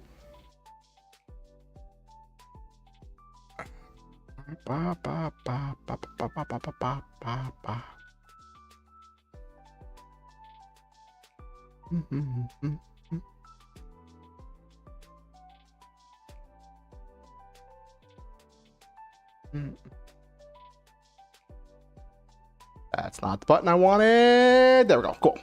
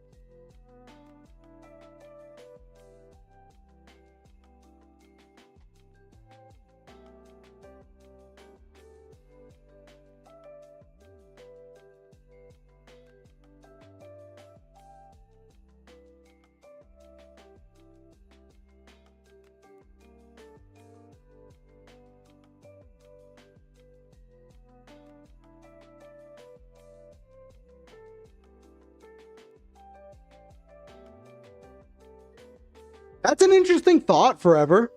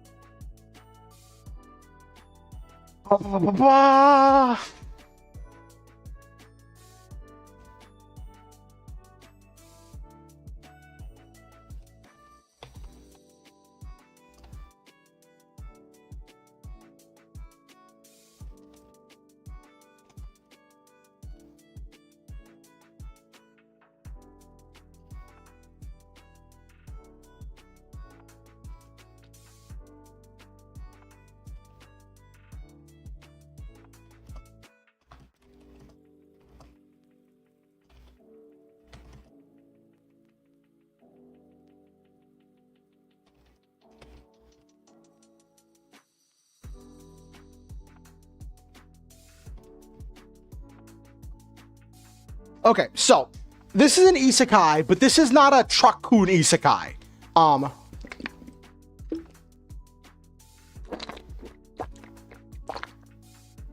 I could have done that, but I wanted to do, I guess, a bit of a more like a adult thing.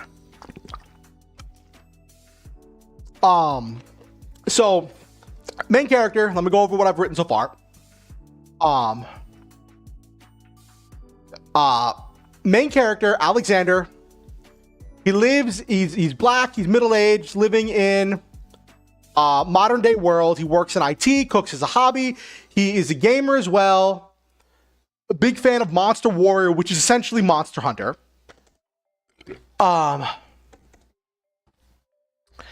And when he was younger, he was looking for direction in life, looked for up the meaning of his name. Alexander means helper, protector, someone who wards off danger like a shield. He envisions himself being like a shield bearer, protecting others behind him. He strived to be that where he could, always went out of his way to help other people. And this led to him being a bit of a doormat and a yes man and getting dragged into situations he had no right being in because he couldn't set good boundaries. One night he was walking home from work. He lived in an apartment complex a few blocks from the office building where he worked. He had to stay late to fix a sudden problem with the servers, and it was already dark by the time he left. As he was walking, he heard a woman screaming coming from an alleyway. He was walking past, he stopped and looked around, and other people on the street were glancing at the alleyway as they passed, but no one else was stopping. He looked down the alleyway and he saw a woman in a tight dress pressed up against the wall, crying for help. She was being held there by the chunky hand of a fat man with a fedora brandishing what looked like a pistol. Guy says, "I paid for your dinner. You need to put out tonight." As he was kind of yelling at her, she was sobbing, trying to say that she hadn't agreed to that. If she knew that's what he wanted, then she would have paid for her own food. This was just supposed to be a blind date. She was screaming for help and begging for him to put the gun away. As much as she struggled, she couldn't move his massive girth. Now, Alexander wasn't a fighter. He had some basic self-defense training from when he was younger, but nothing really useful in this situation. He knew that if he wanted to survive, he should walk away and should probably call the cops and let a professional handle it. But that could take hours for a cop to get there, and this situation was spiraling fast. He had to do something, so he walked down the alleyway towards the gunman. He says, "Hey bro, let's chillax a little bit here," trying to calm things down. Man turned and looked at him, sneered with his greasy face.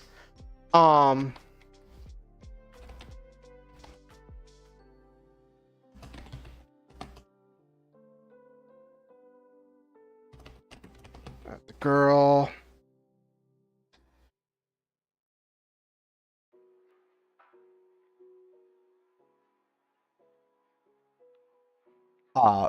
So the gun's still pointed at the girl.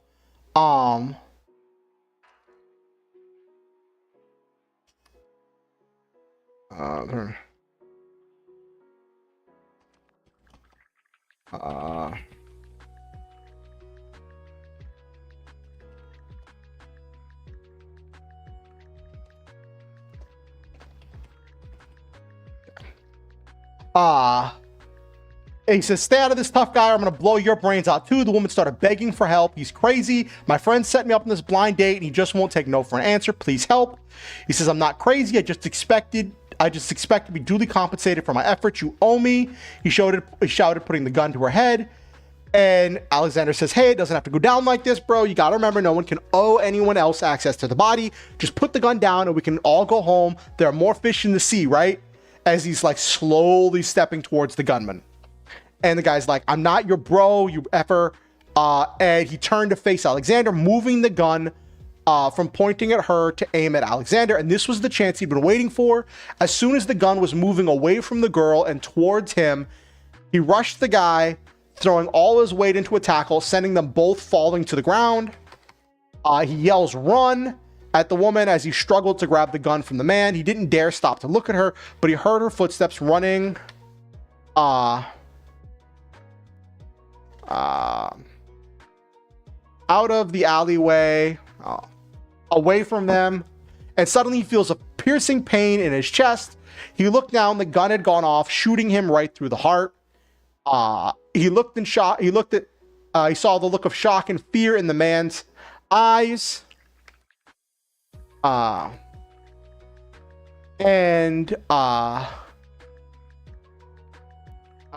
Knew what he had to do.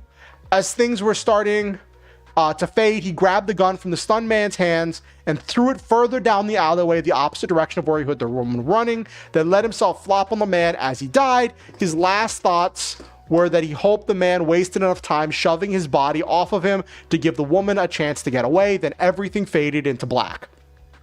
So it's not your stereotypical get hit by truck goon, right?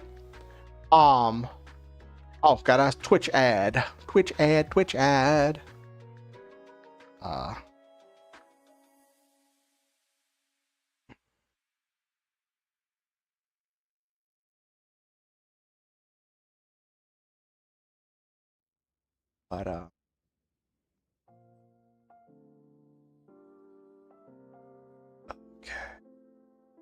Come on, ad. Do the thing. Come on, ad. Do the thing. Waiting for the ad to run. Oh? Continue. Do the...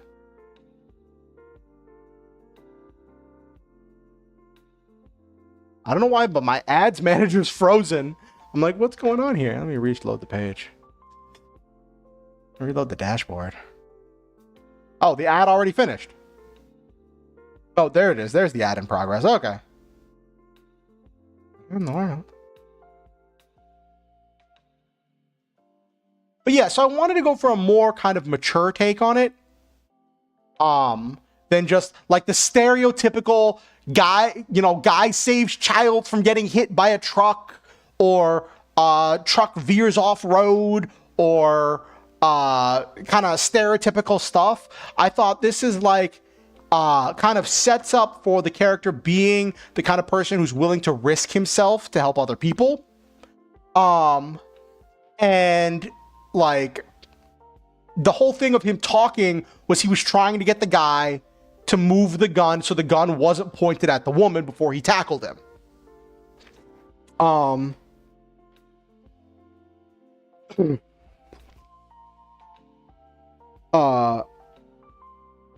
And like that sets up for like when he gets sent to another world, right?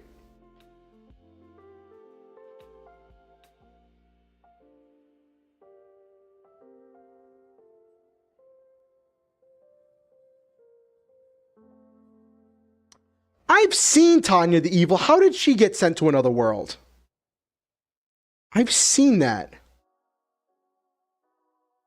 Didn't she like fall into a train or something? Or someone pushed her into a train? Oh, Slime? I haven't seen Slime.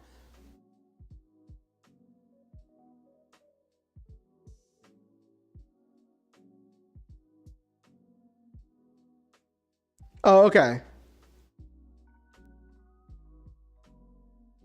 How did Slime go?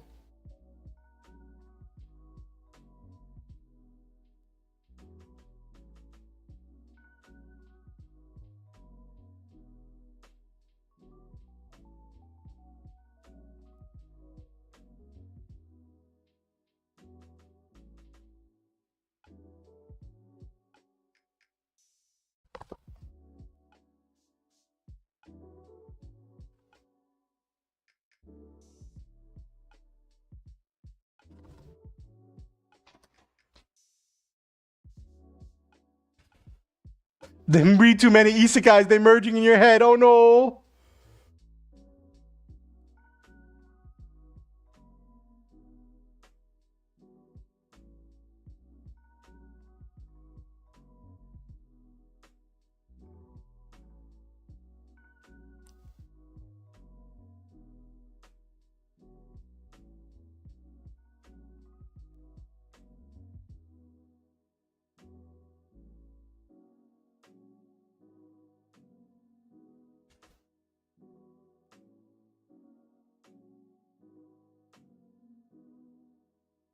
Got it. Yeah, LeMay. So it looks like Slime was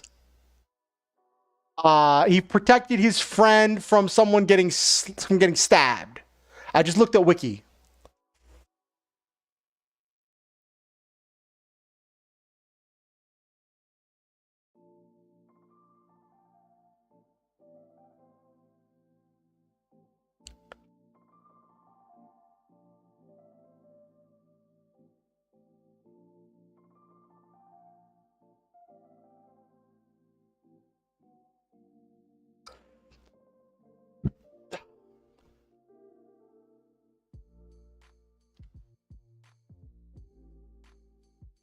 Okay.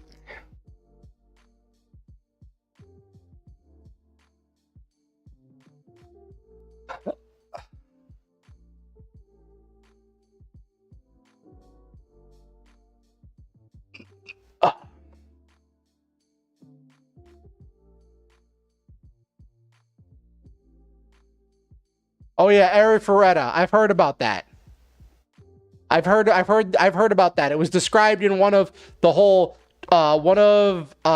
Mother's Basement's like trashiest animes thing.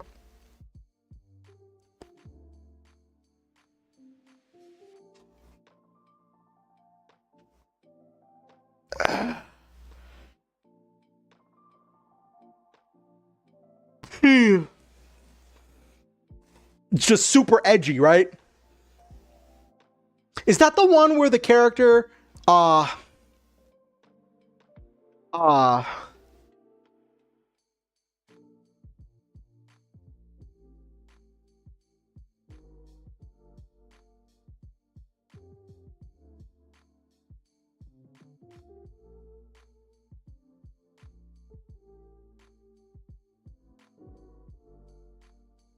interesting, LeMay. It's so self-fulfilling a revenge story. Oh my gosh.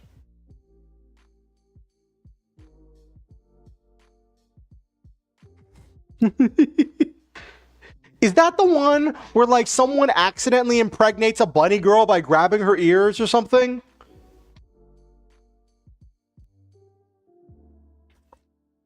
Or is that a different isekai?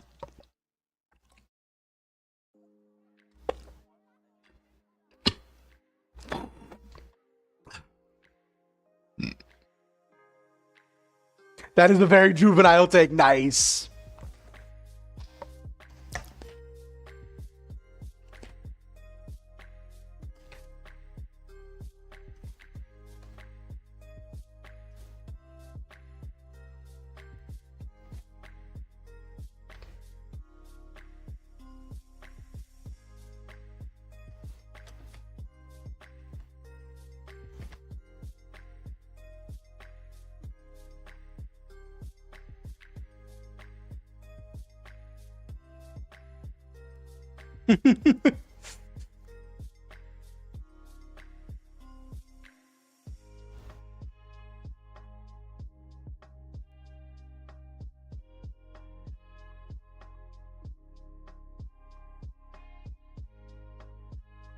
Why? That serves no purpose for the story.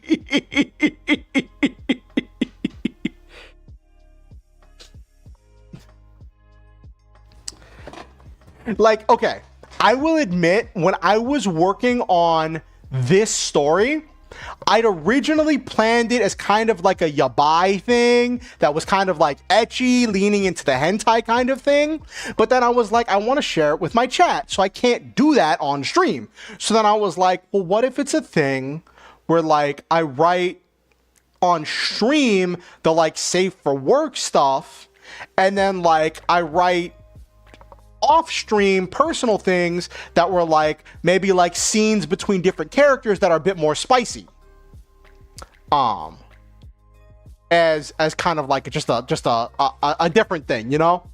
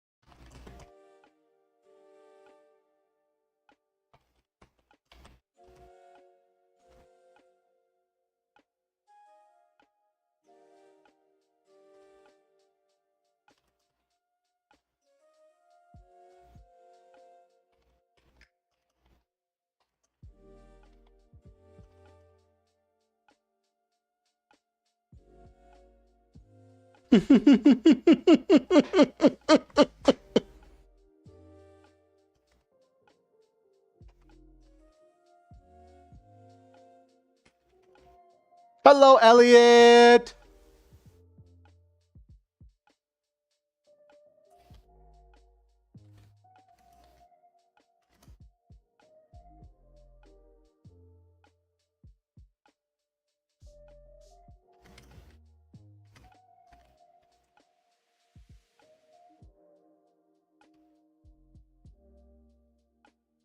You drew things today? Nice.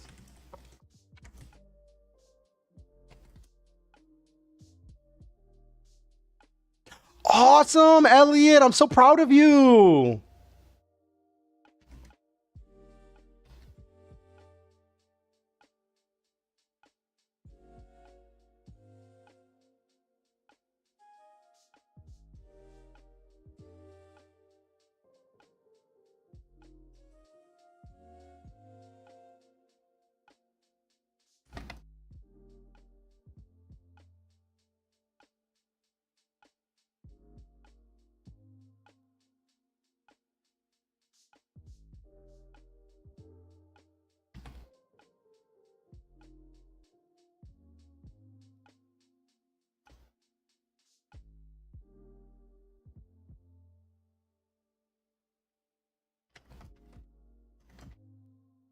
Oh, somebody did something. Storm Starshine, thank you for subscribing to my YouTube channel. Welcome to the Star Hunters, where we shoot to the stars, have wonderful adventures, live our dreams, and always stop to enjoy the memes.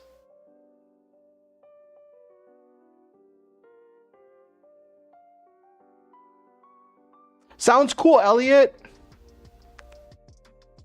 Sozai Saishuko no Isekai Ryukoki. Seems interesting.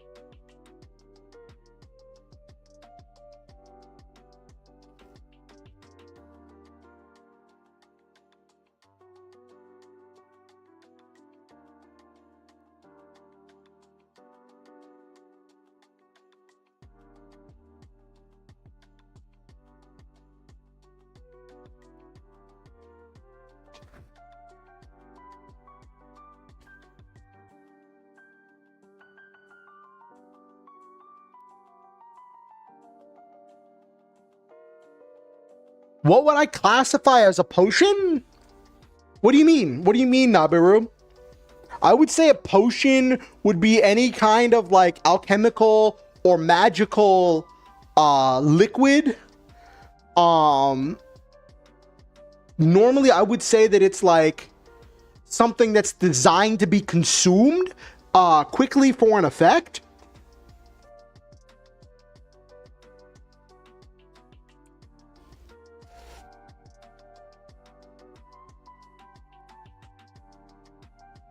That would be interesting.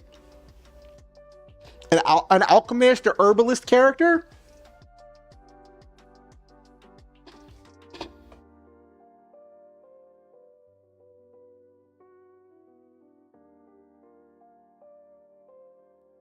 I think it'd be cool if there was a character who like could like take any herb and like, oh gosh.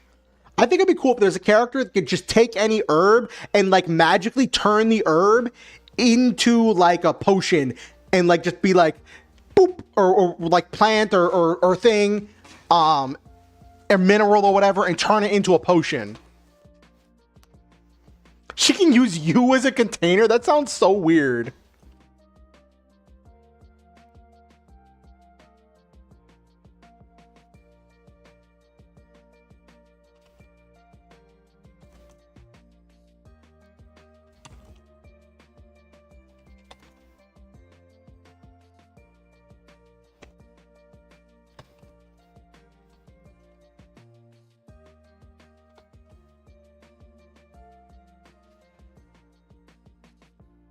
Oh gosh.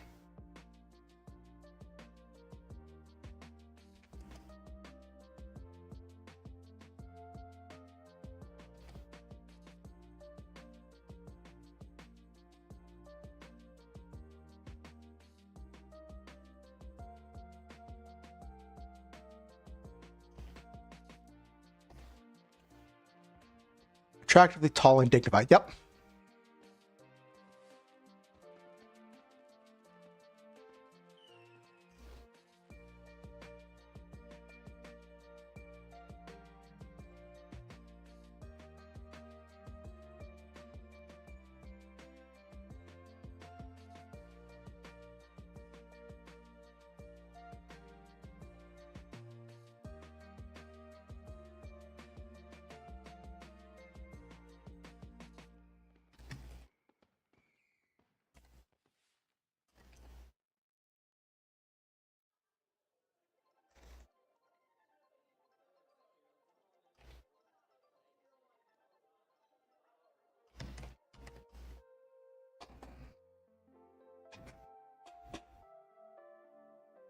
Even exploding ones. Oh goodness.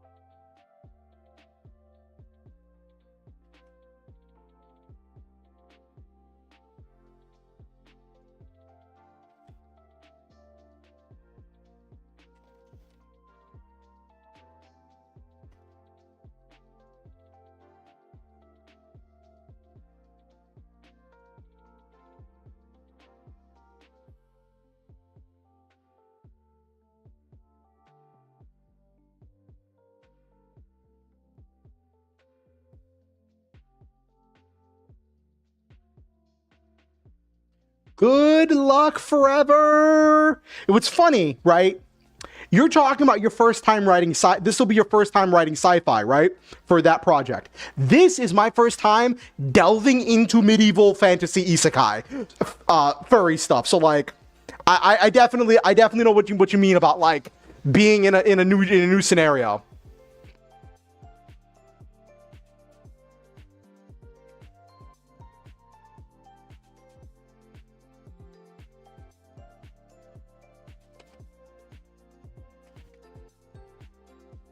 Yeah, switching genre. Yeah.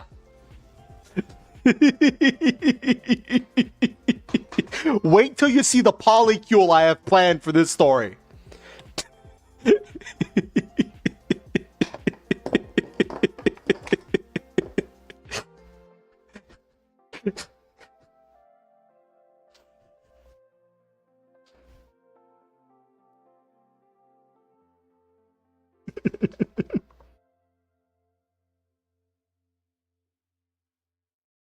All right.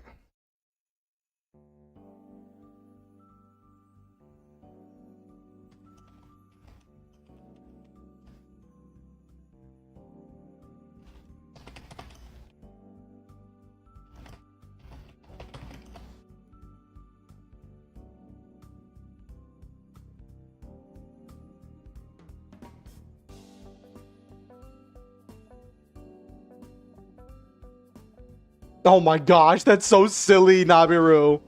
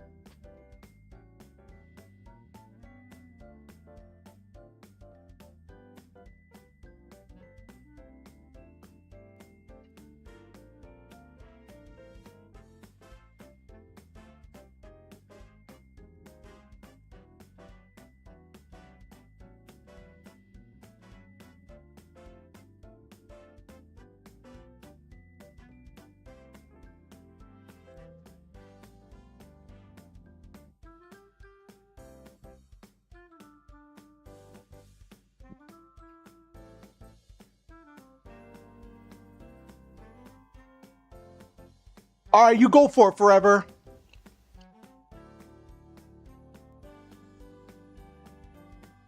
Nice.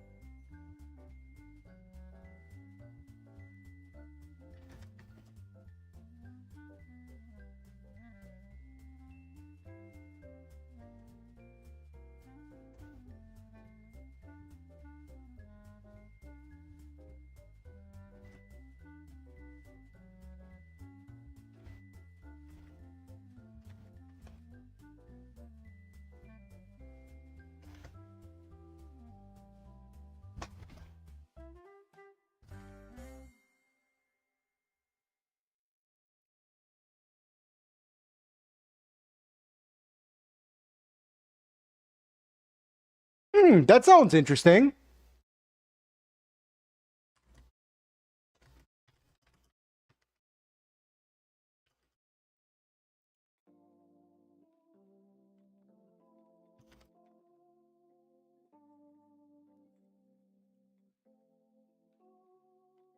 Hmm.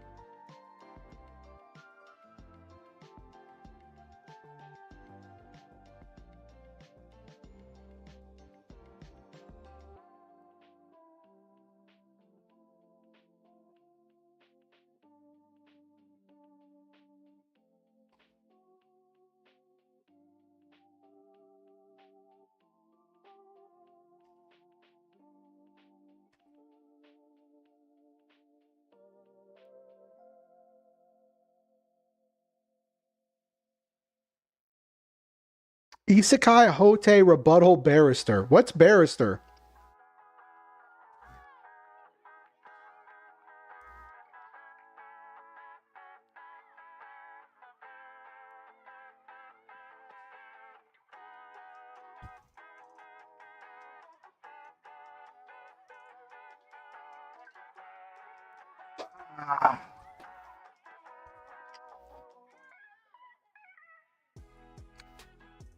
Do-do-do-do.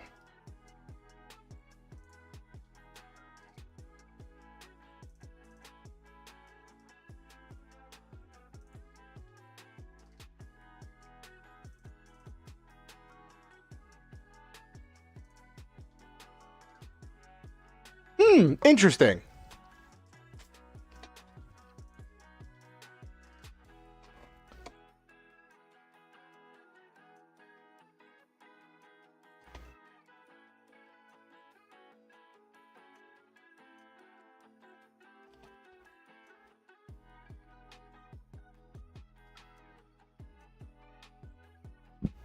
Cool.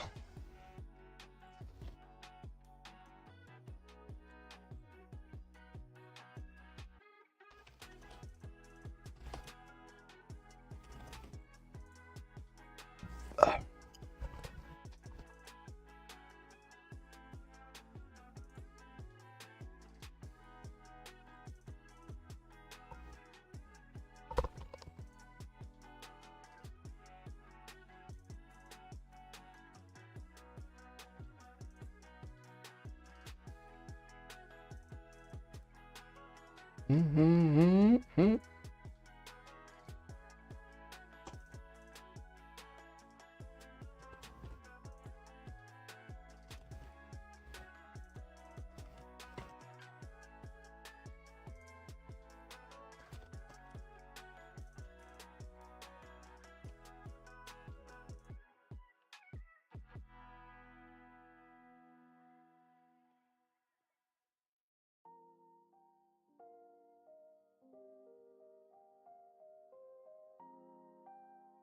Oh my gosh.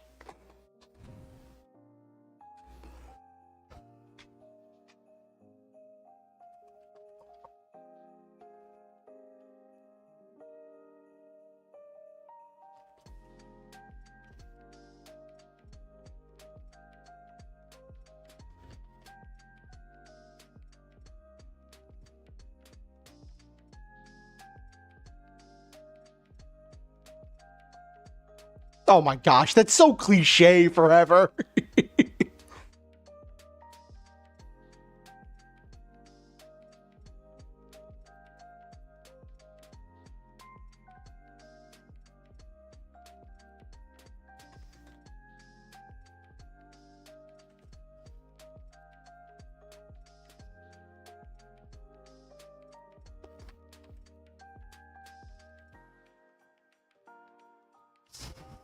I don't know what that says about what you've read forever.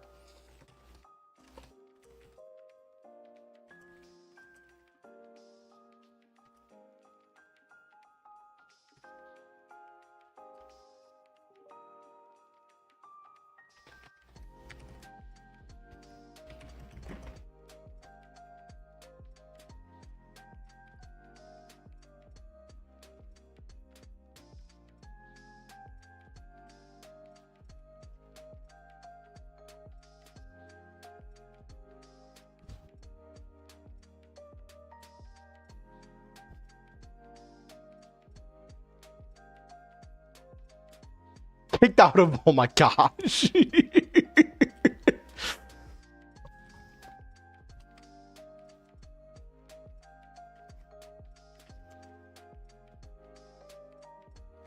All right, you go get your cookie forever.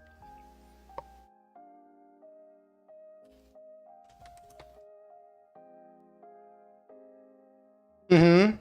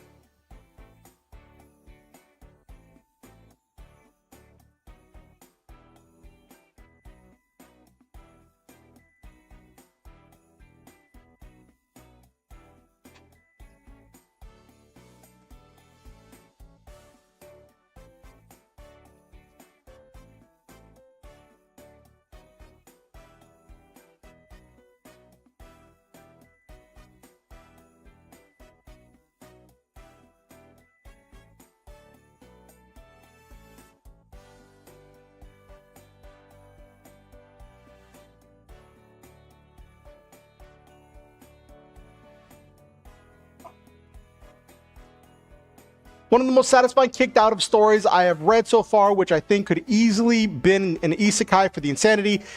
Skill lenders retrieving. What is that? How does that even work, Nabiru?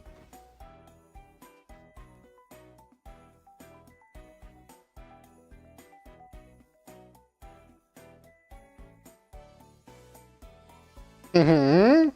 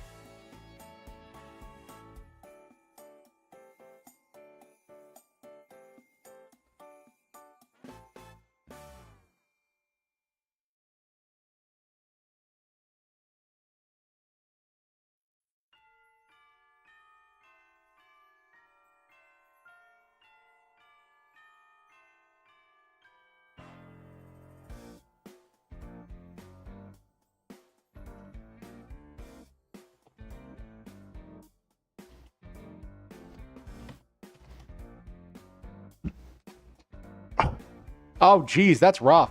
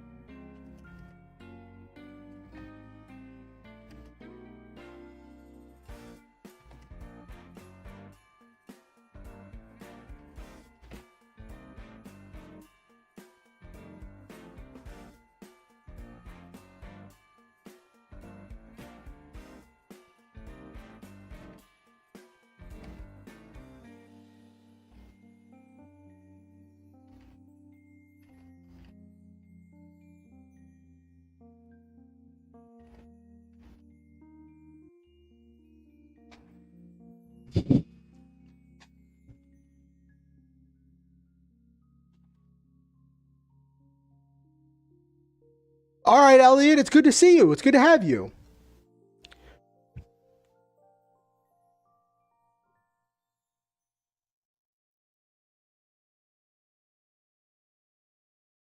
Oh, geez, that's rough, Nabiru.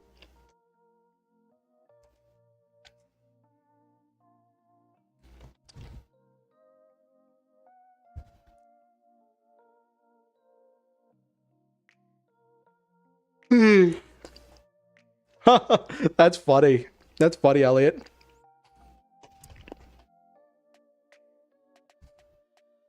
How is Marvel Rivals? I've heard some interesting stuff about it.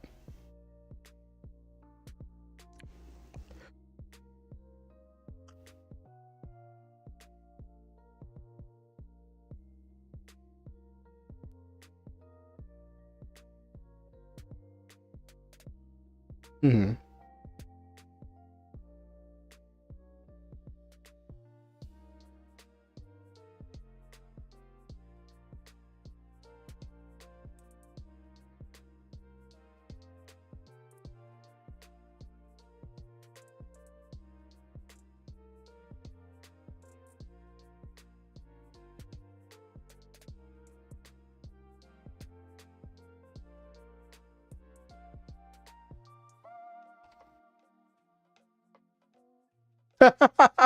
There are worse things, Elliot.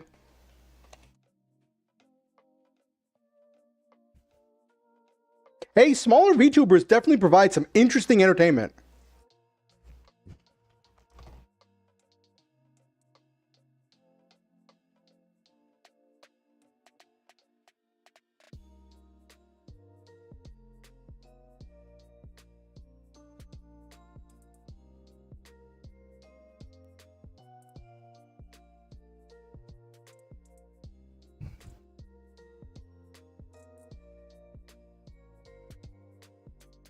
Hello, Silva.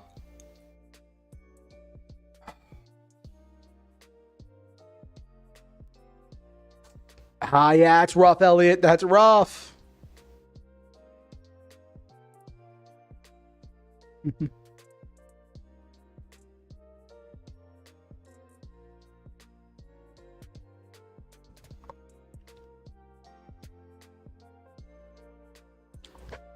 Yeah, that'd be costly to super chat all of them. Oh my gosh.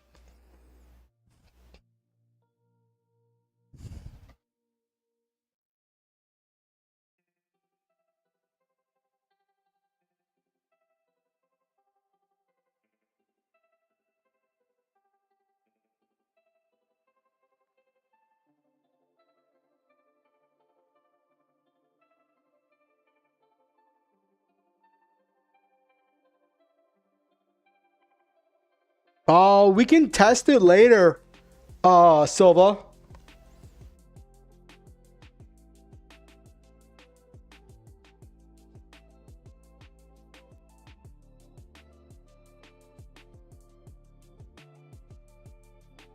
My Christmas was pretty good. It was nice. Had a nice Christmas brunch with some close friends. It was fun.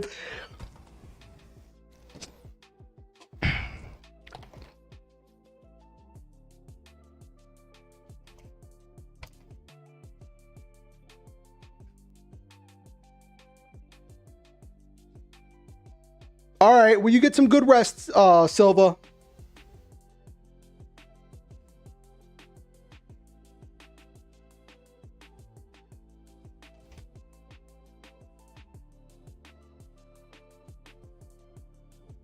That sounds cool, Elliot.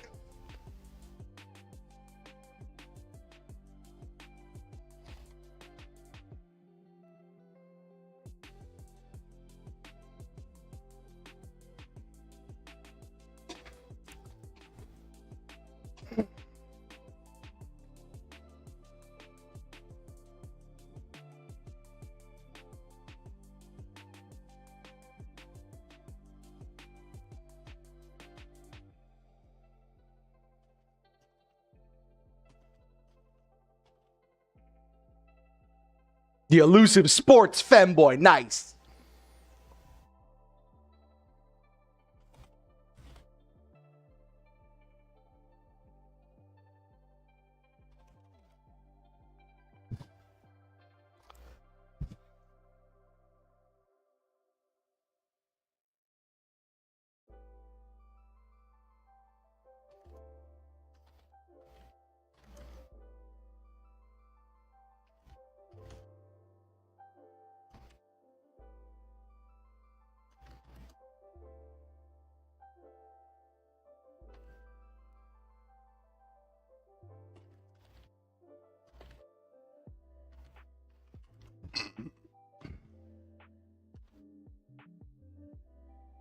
Hey, sounds fun.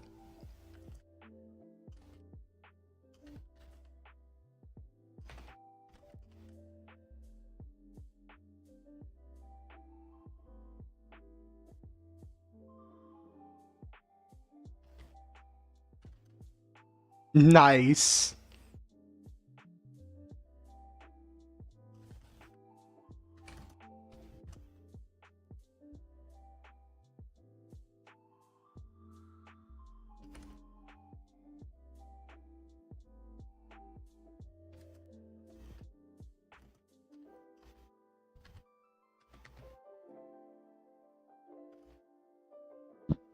Mm-hmm.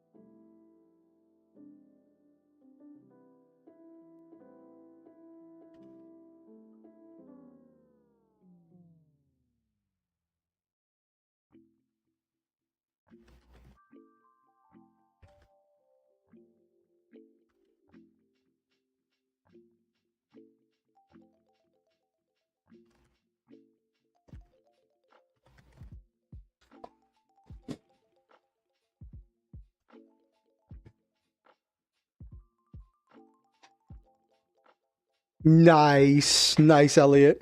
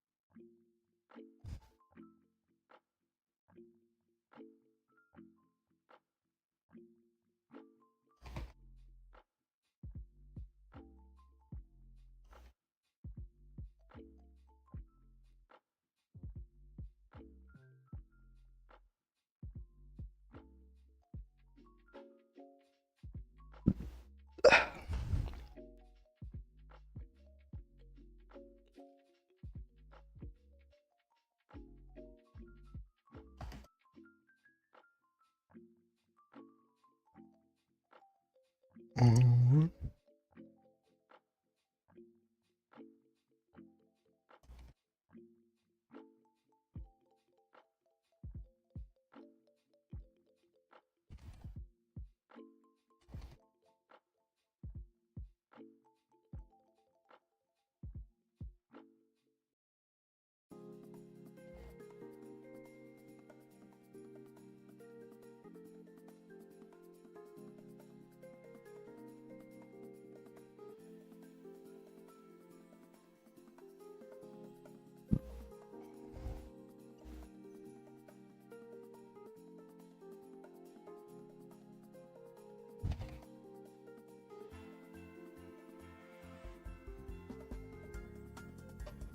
Why is my phone going off?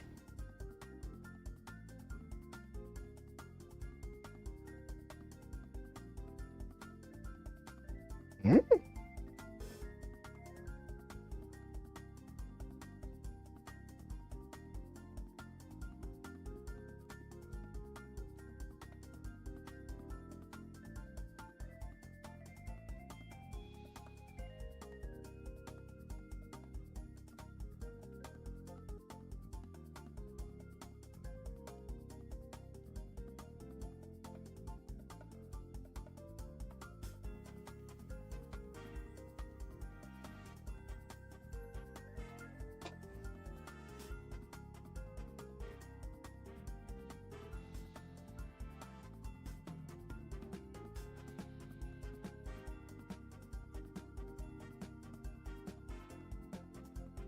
Someone commented on my Facebook post saying that I was going live, and they're like, when am I next streaming? And they commented like an hour ago, so like I'm still streaming. Yeah, that's funny.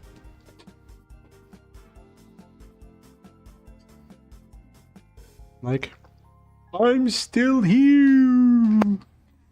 There was some overlap between two eras of the San Francisco Giants of the late 80s and Barry Bonds Giants of SF Giants of the late 80s and Barry Bonds Giants of the 90s. Okay.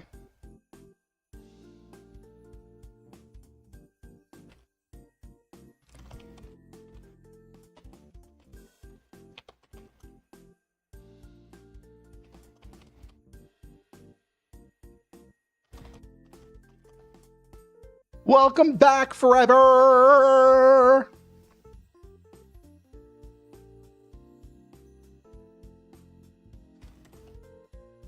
Okay.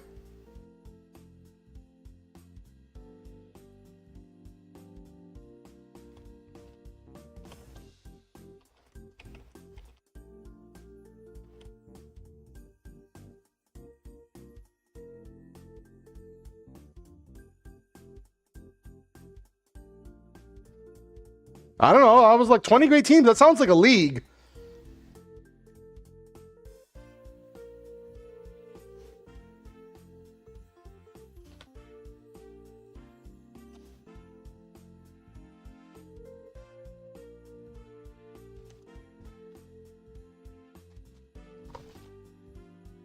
Okay.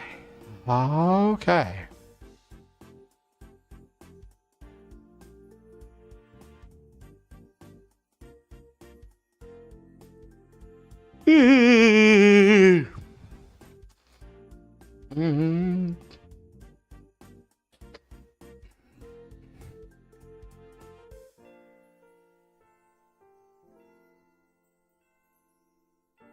Okay. That makes more sense, Elliot.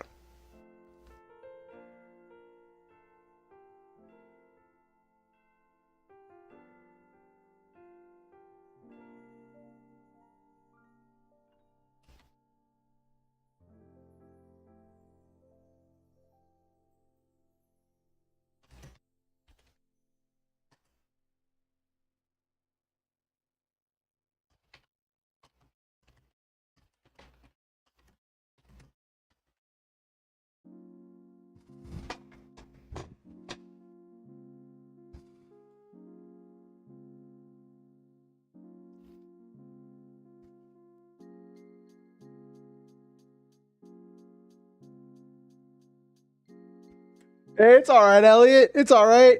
220. What's the difference?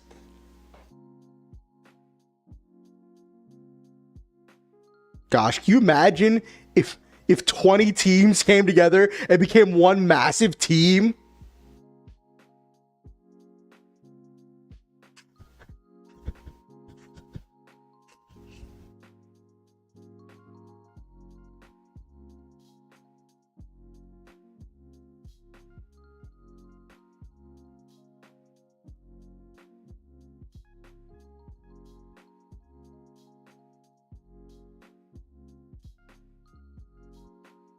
Okay.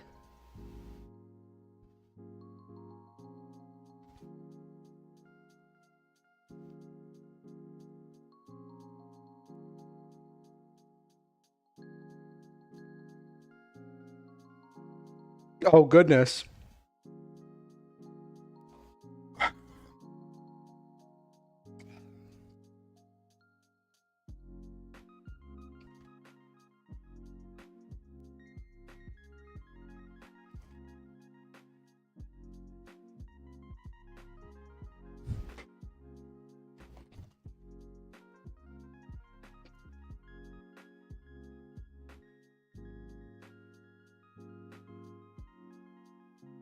Oh wow.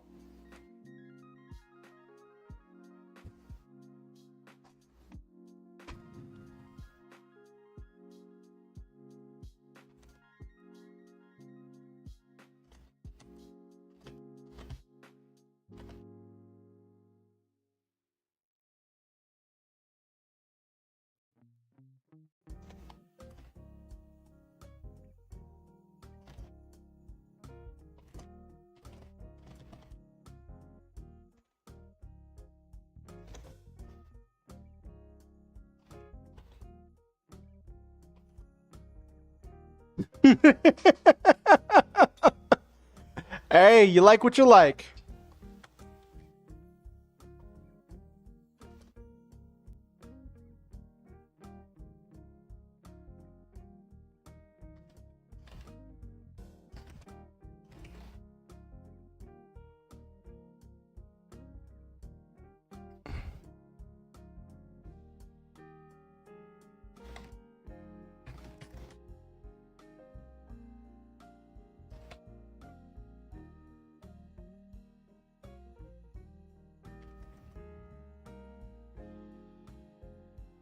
You don't. You leave it there forever.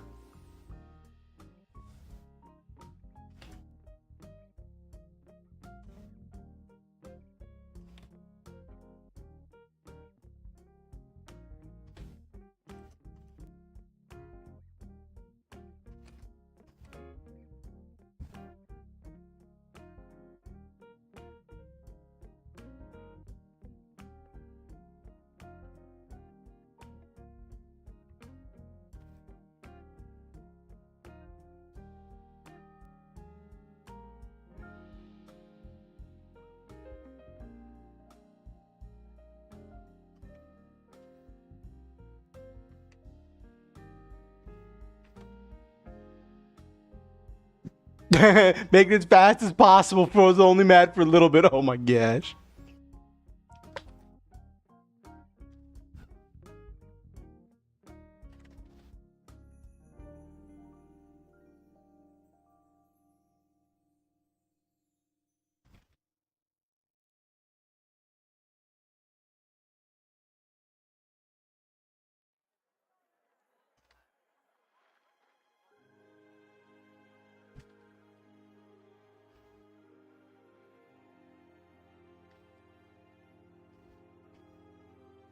You go under. Haha.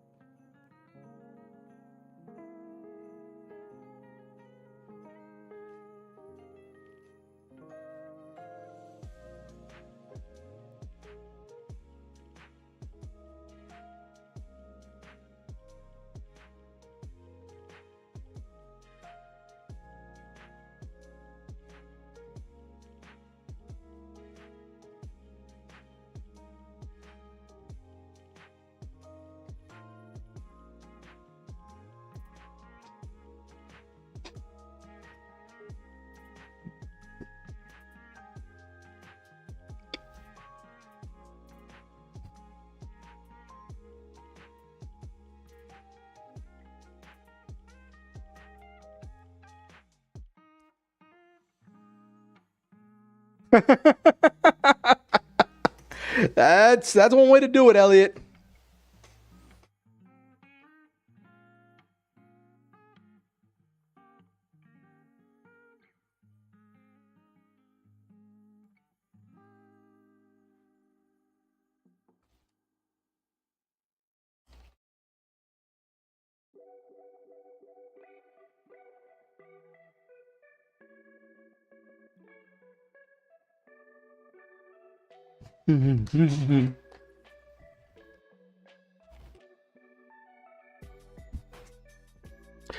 All right, good night, Kimberly. It was great seeing you. Have a good night. And I want you to know that I believe in you, and I think that you're going to do great, Kimberly.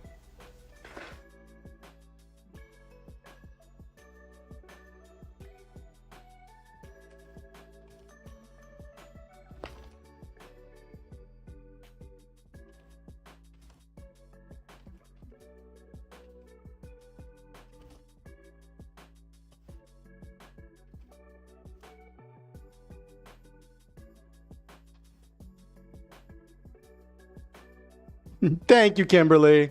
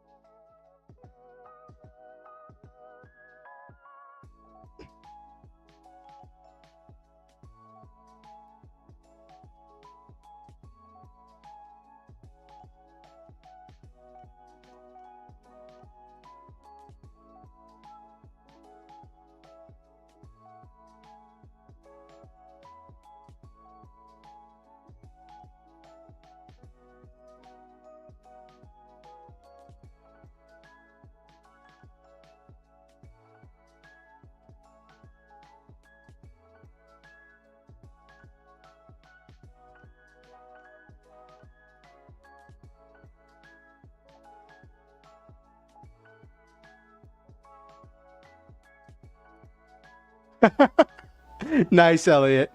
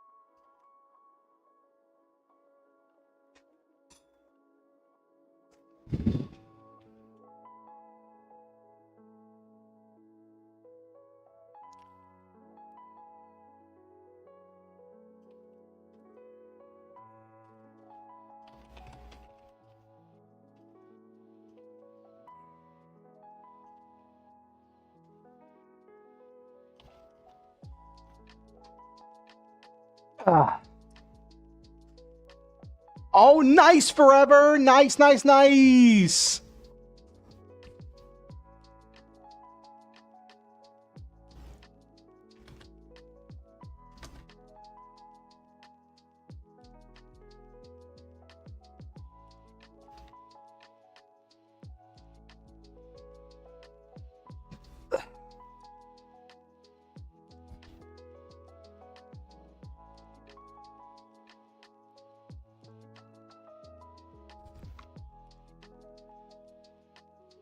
Yeah, it's important to have story between the romance parts, Forever.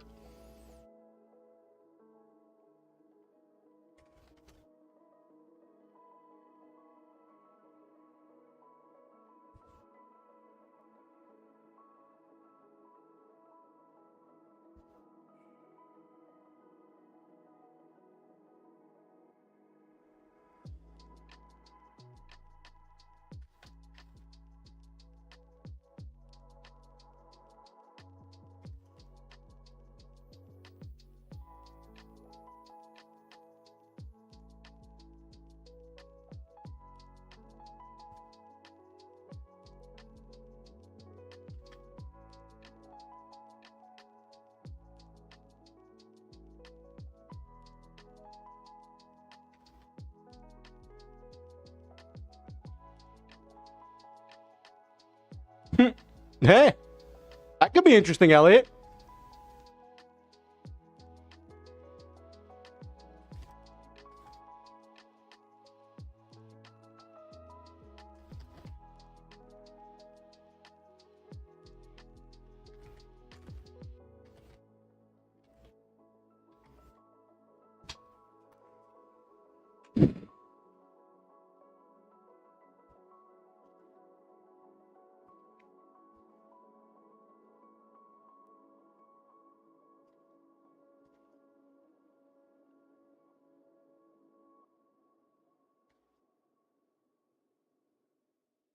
What's a good name for a fantasy world, a medieval fantasy world?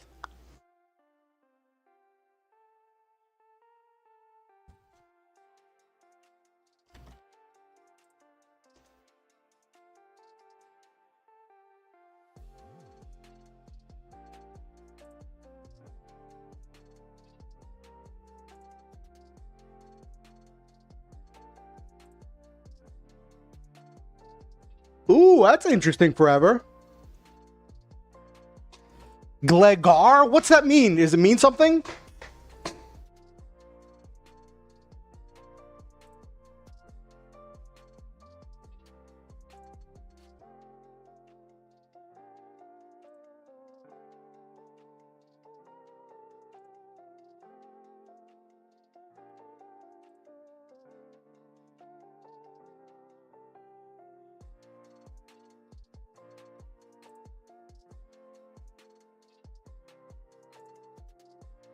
So it's funny. Gelagar means something in Indonesian, which is funny. And Glegar is apparently a family name.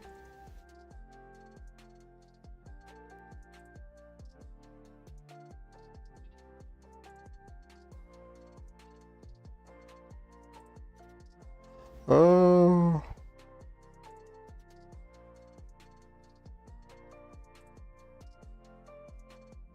Okay.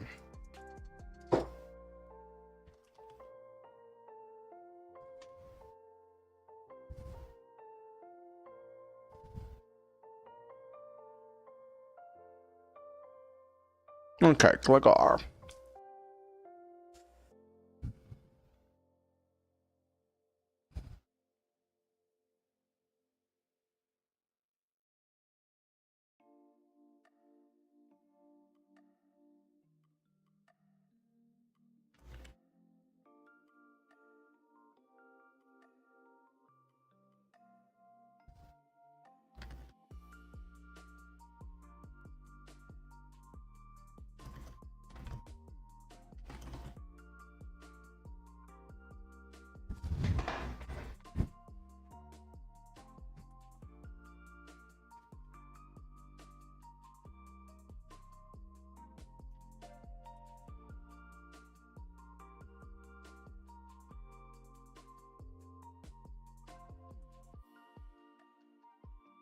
Megalovania, nice.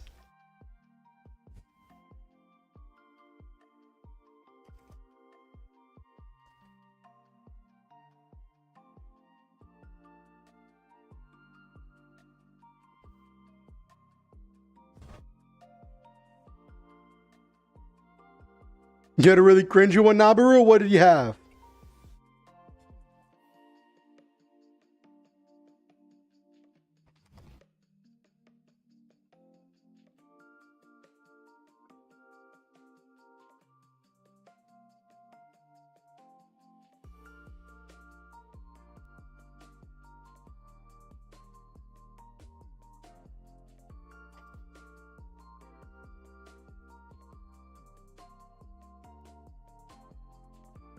Kikai Mecha Fantasia? What's that mean?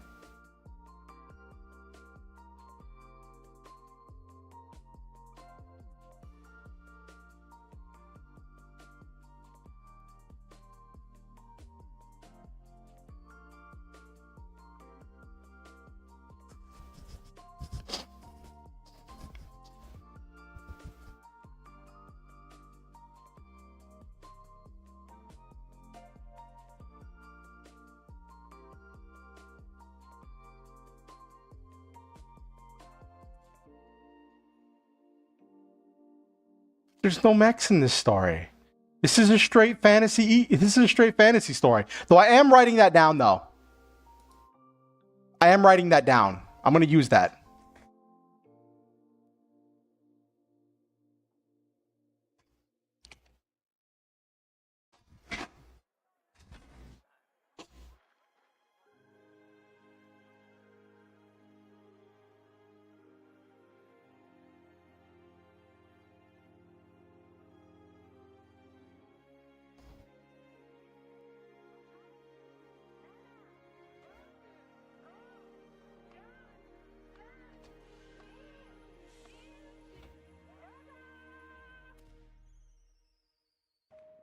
Yes, it is a wall of words, hot creamy fart.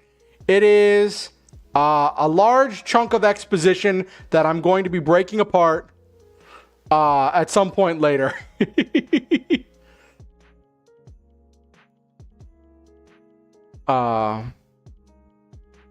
is a full, it is a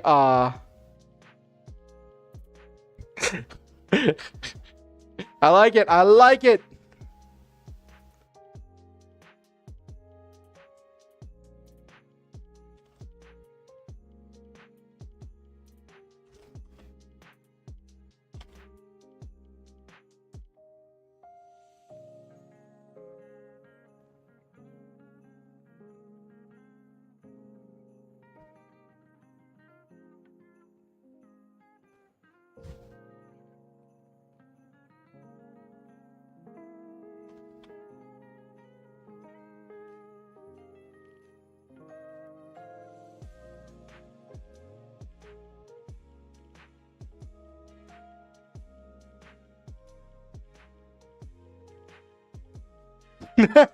That'd be hilarious forever. That would be hilarious. If you're wondering, Lol, Elliot. If you're wondering who I'm responding to, I'm live on both Twitch and YouTube. So, and I am. If you see, I have the Twitch on the one side and the YouTube on the other.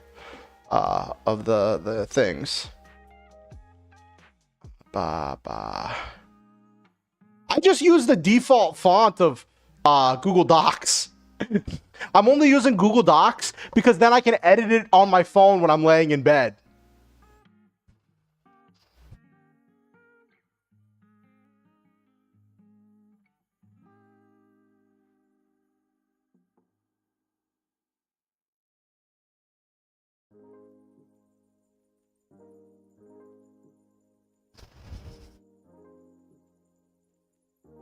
It's just the default thing when I open Google Docs. Mm-hmm.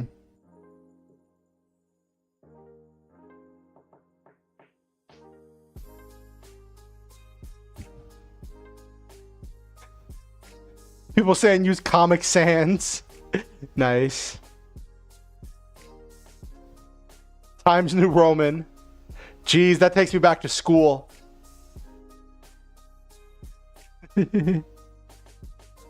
What you got, Nabiru? How many words have I got up to so far tonight? Almost 3,000. Okay.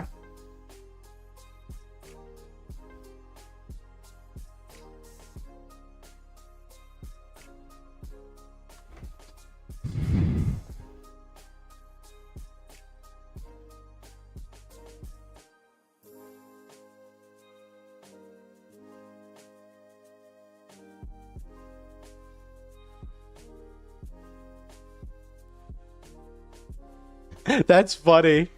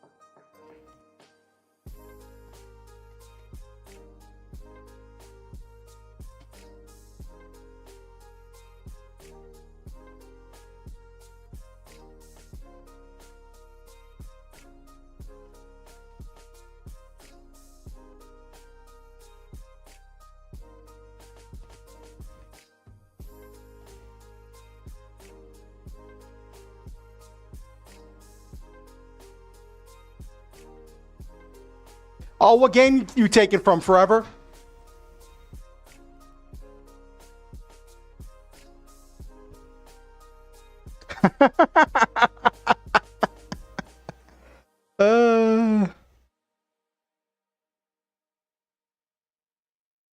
That's a good question, Forever. Thank you for following the Twitch channel Hot Creamy Fart. Welcome to the Star Hunters, where we shoot through the stars, have wonderful adventures, live our dreams, and always stop to enjoy the memes. Welcome aboard. Oriansenshi?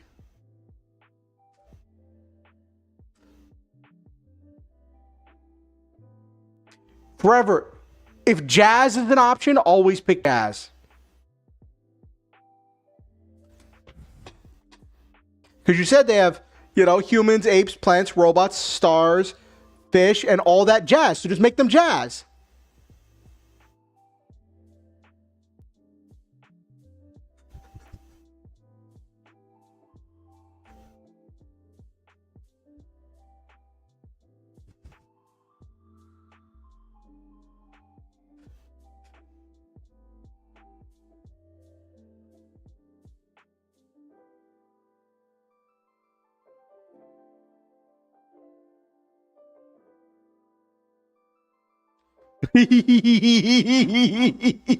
No, you should have your characters be jazz personified. Just like be a physical manifestation of the concept of jazz.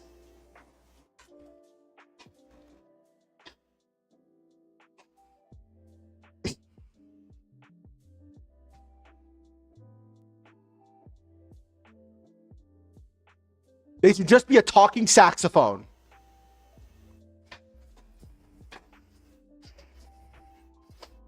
Not a robot, just a talking saxophone.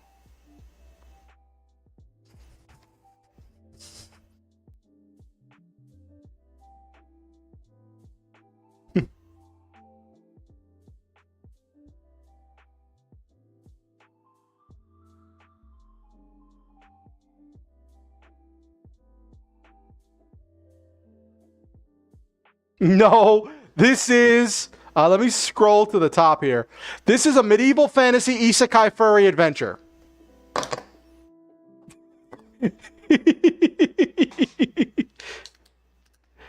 uh. Uh.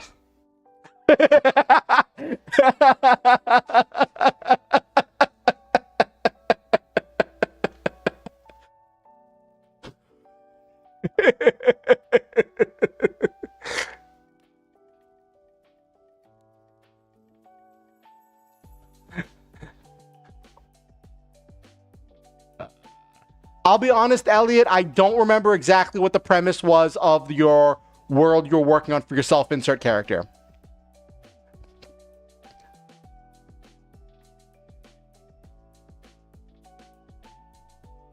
Yeah, that is kind of what tends to happen in some things, like especially whenever like I very much enjoy Dragon Ball Z, right?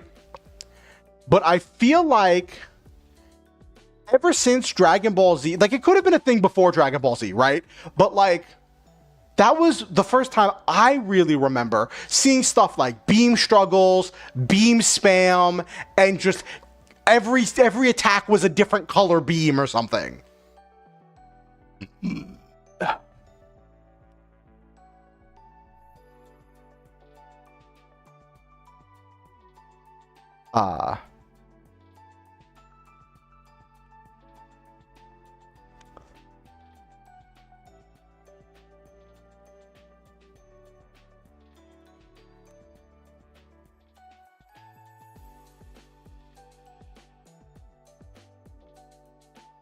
And that's the thing when you have that kind of a story that gets into the battles of like ranged attacks and beams. The fight has to be about something, right? Because if like it's true that a lot of times in reality, a lot of fights, a lot of combat and conflict is not pointless or like, but it's like it's over things that are like not super dramatic. All right, Elliot, good night.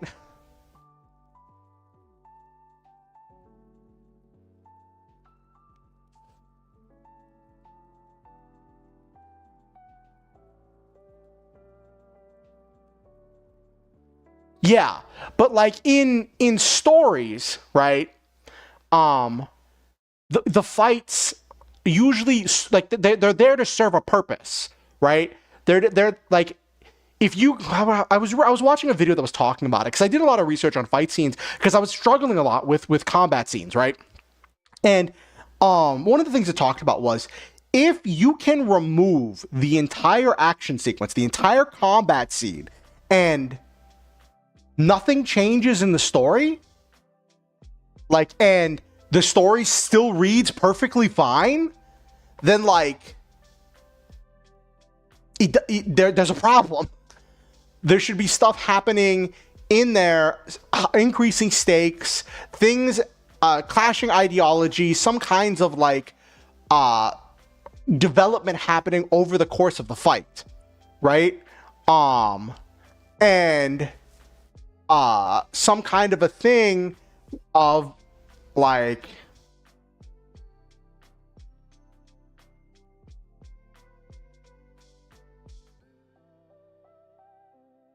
yeah, that's rough.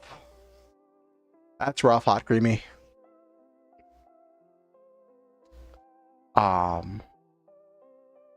But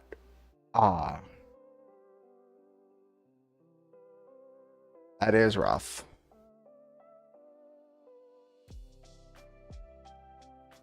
Um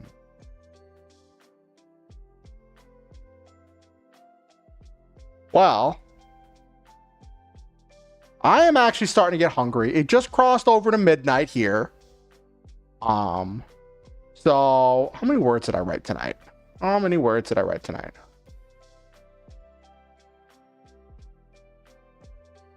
Yes, definitely Nabiru.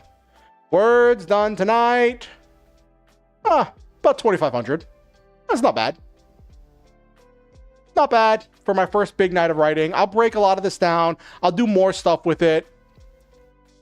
I got some names for things. I have to break up this huge wall of exposition. But it is nice to have this whole thing set up. Actually, let me do one last little bit here before I end. We'll do one last little bit.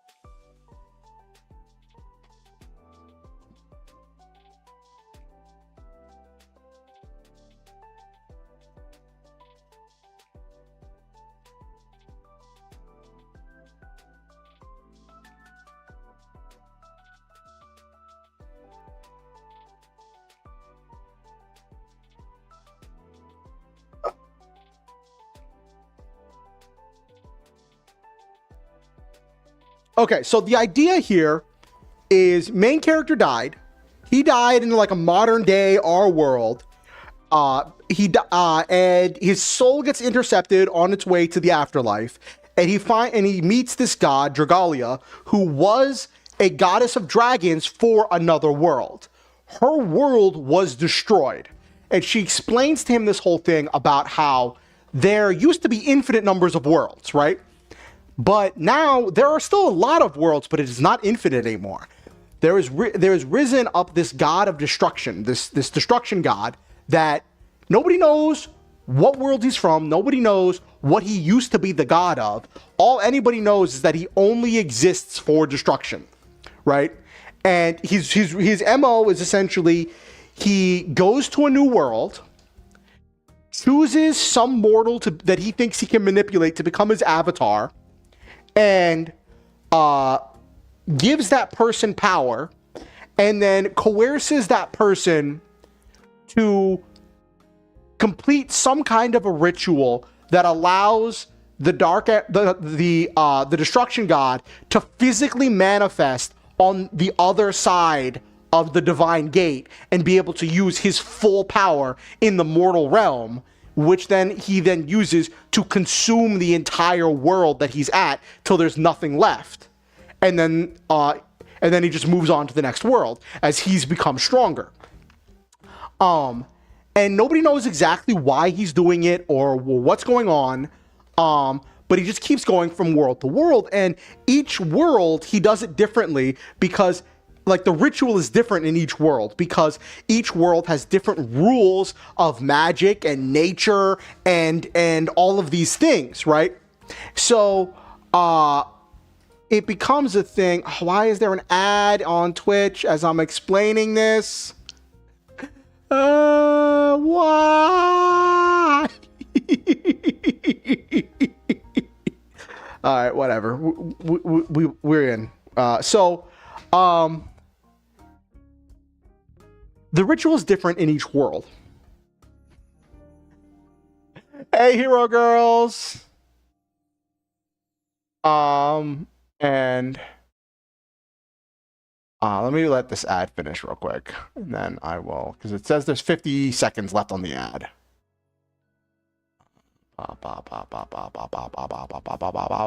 Black sheep.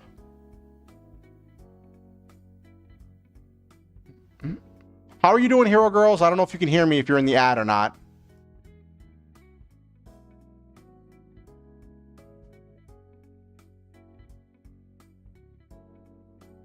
You're good? All right, great. Did you stream today? I thought I saw something about you streaming today.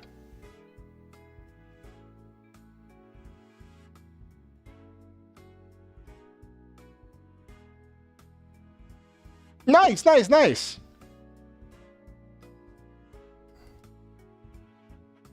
Okay, ad should be ending for anyone who is watching the ad. Okay, so basically, Destruction God goes to each world, chooses an avatar, gets them to perform the ritual that allows him to be physically manifested in that world, which then he then steadily consumes the world till there's nothing left, moves on to the next world. And the thing is that the other gods... Oh, I'm kind of just putting down a lot of world building and introduction stuff right now. I'm doing more of like brainstorming stuff right now, and I'm just going over what I've been writing for like the last hour. So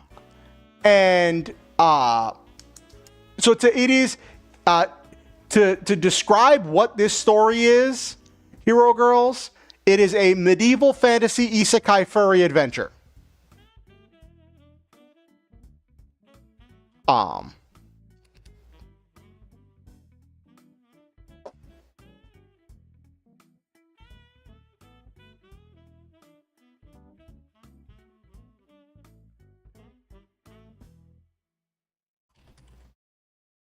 With a polycule, not a harem.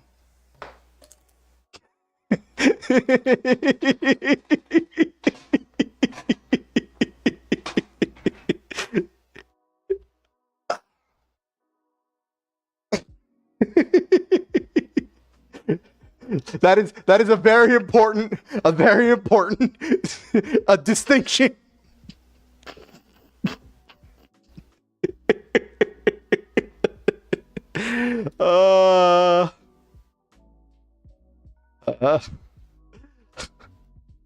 Oh goodness.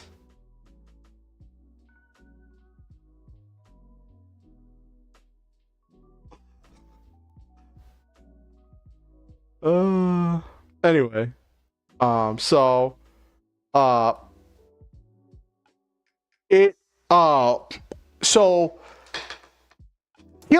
he asks if the gods can do anything to stop this, right?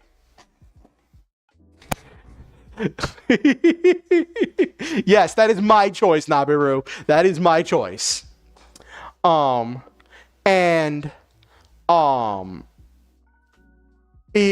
It's a whole thing where he asks, like, can the gods stop this? It's like, well, killing another god is both.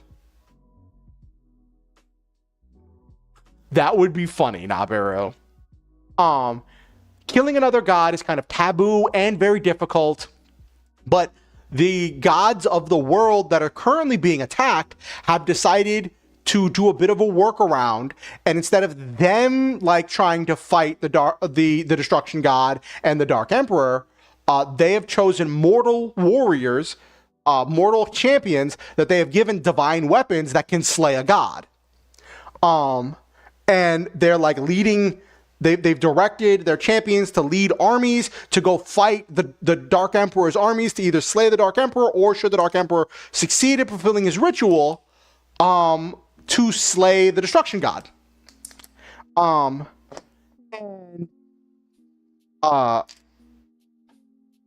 Dragalia, this goddess from a world that was destroyed, since she watched her world be destroyed, she knows some of the methods and things that the Destruction God uses. So she's observed this world and she's like, hey, the only magic in this world that is strong enough to manifest a god inside of the mortal realm on the other side of the divine barrier or whatever, is sacrifice magic, where you kill something as part of the ritual to cast it. And only way to do it will be a massive sacrifice of a huge number of people. Well, shortly before the Dark Emperor made himself known, because the Dark Emperor is the avatar of the Destruction God, shortly before he made himself known and started invading other countries around his kingdom, this one kingdom way over here started having a whole rash of kidnappings. People started getting kidnapped and sold into slavery, and there was this huge increase in demand for of slaves, and so slavery is illegal there, right? So, but there's a black market for slaves, right? So there are people that are like bandits, criminals, all these people that are like, oh, well, I can get money by kidnapping people and so on and so forth. So where there's a demand, then there becomes a supply. And then all of a sudden, since there's a larger supply, the prices start to go down. And then more people are like, oh, well, maybe I will sell my soul for a little bit of coin. And I might go to the black market and buy a slave, and so on. It keeps going. And so she theorizes that the Dark Emperor is buying the slaves, and he's the one who started the whole thing of buying a lot of slaves through the pre-existing pipeline, the supply line for slaves through the black market. And that they are currently going to some location in that other kingdom. And because there is magic there is long-range teleportation magic. So it wouldn't be impossible. It would be difficult, but not impossible, for the Dark Emperor to be moving supplies, troops, and resources, and even himself, from his kingdom to this other country from time to time to do things as part of this ritual or whatever.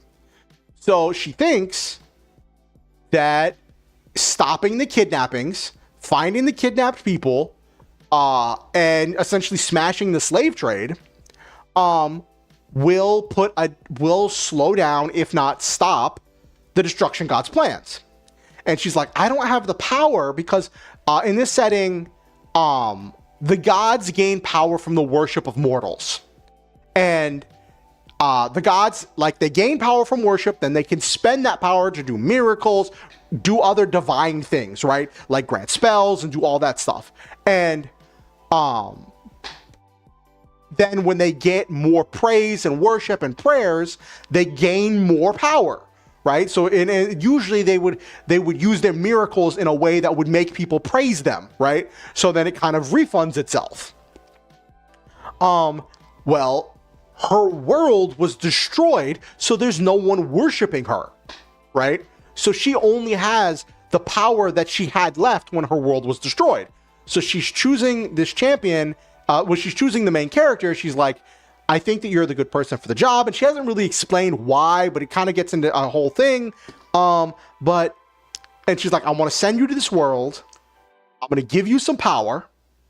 And I can't give you the power of a divine weapon because I don't have that much power, but I want you to free people from bondage. Free slaves and stop the kidnappings and the bandits and all of the horrible stuff that's going with that, right? And she's like doing it both because it is the right thing to do, and also because if she's right, then it will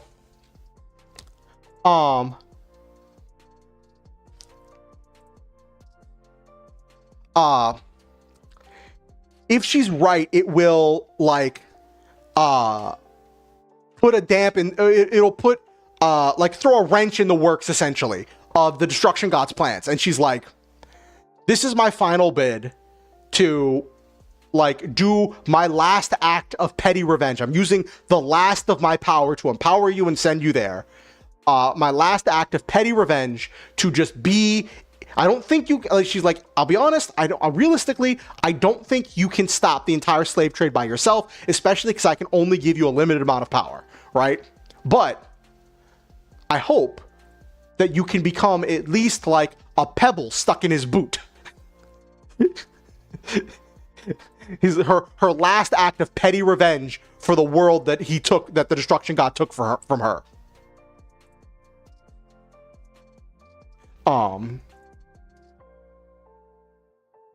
And that's kind of the story that I wanted to do with this, was this idea that like, because so many times you see these isekai story where like the main character is like gonna go fight the dark emperor, the demon lord or whatever, right? He's the chosen hero, or he's one of the chosen heroes, or like with Rising of the Shield Hero, you get like the super weapons, right? Or they have some kind of like super OP amazing thing, right? And they're like destined for greatness and doing all of this big stuff, right? And it's like, we need you to be our champion to save the world. And this dude's just like, there are champions. I am not one of them. My job is to go over here and save the little people, because the champions of the gods are over there getting all the glory, leading the armies of this world to try to fight back the armies of the Dark Emperor that are being empowered with strength from the destruction god.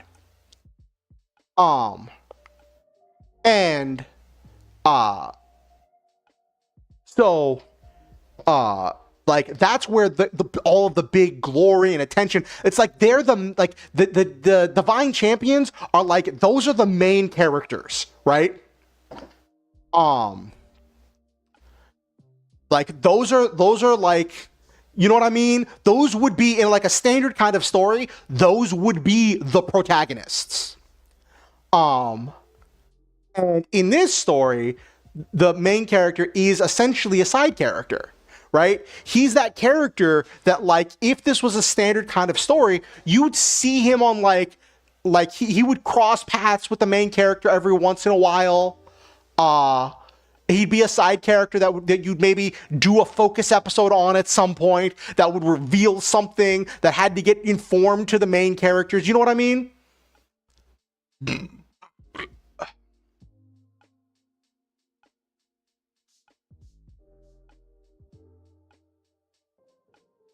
That would be an interesting one, Nabiru. Where the heroes, the chosen champions, turn on the main character. What I was thinking was, is going to be a thing where the big conflict I was planning to have start to happen was going to be this conflict between the gods. Because in this world, there are only male gods. And the main character was sent there by a goddess, a female god. And so some of them are just like, okay, you know, whatever. But like one of them is like, that's not okay, right?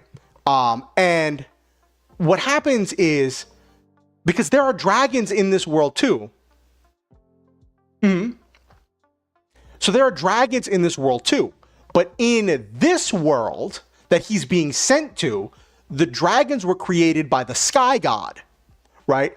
Who then, after he created them, promptly like abandoned them and didn't give them any direction, didn't give them any help, and then he was surprised when they didn't follow his directions, right?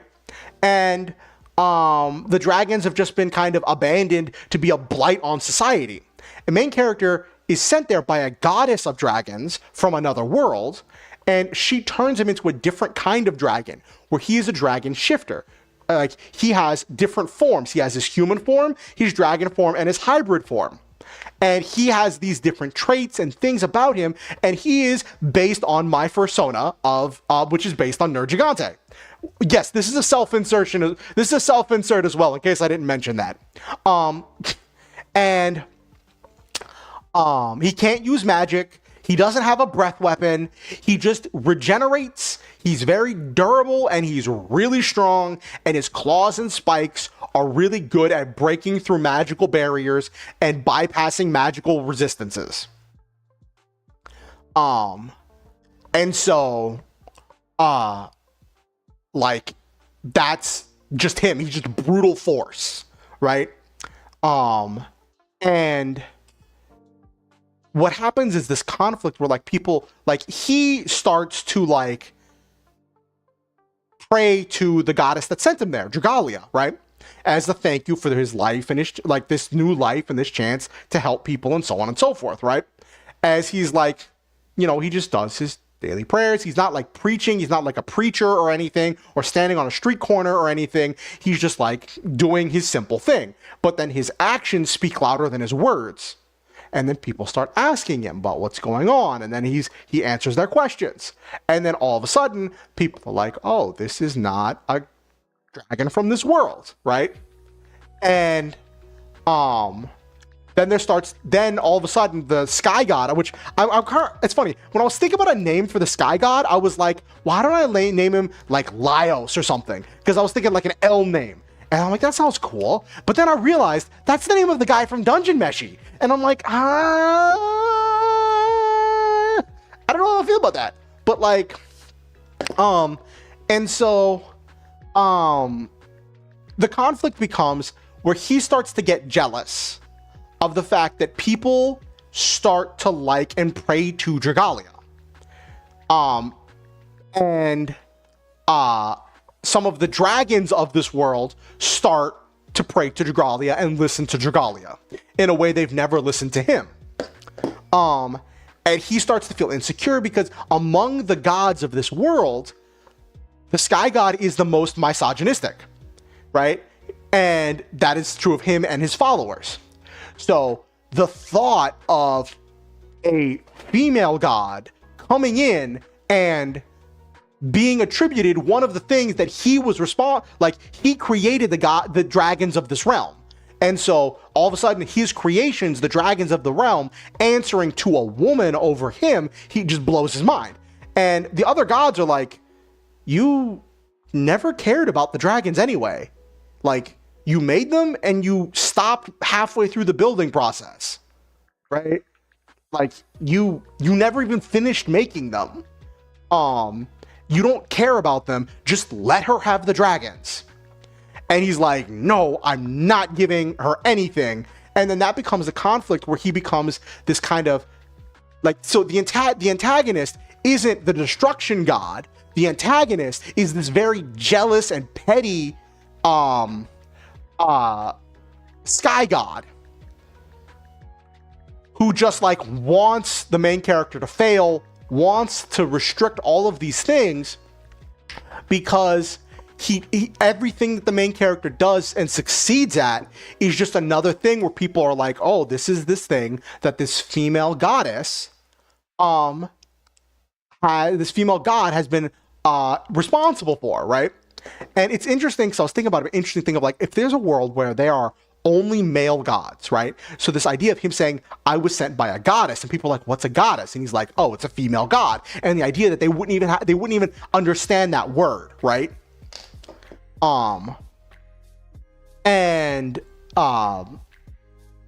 And like later on in the story, like as stuff goes, people surround him, he gets interacting with other people because he is devoted to trying to help people, and he grows in learning how to set healthy boundaries as well as learning how to accept help from other people, because he's been a loner for a long time, and at least that's what he was in his old life. And then as he slowly, as a family kind of grows around him, he starts to kind of interact with people, the different peoples of this world, building different relationships. Like what I was planning for, like when he lands, like the first person he saves is this small elven child, a little elven girl, and he's like, okay, killed the bad guys. He's like, okay, go free. And she's like, I'm in the middle of a city and I don't even know how to get home. If you abandon me, someone else is going to kidnap me and do worse. And he's like, crud. And she has like I was thinking like the in Skeleton Knight in Another World, they have this thing where the kidnappers will put like, also I was heavily inspired by Skeleton Knight in Another World, not even gonna lie, like not even gonna front, I got a lot of ideas from that.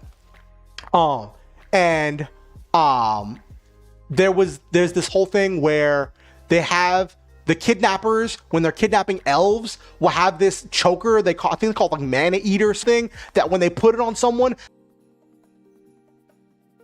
Are we back? Are we back? Are we back? Are we back, chat? Are we back? Are we back yet?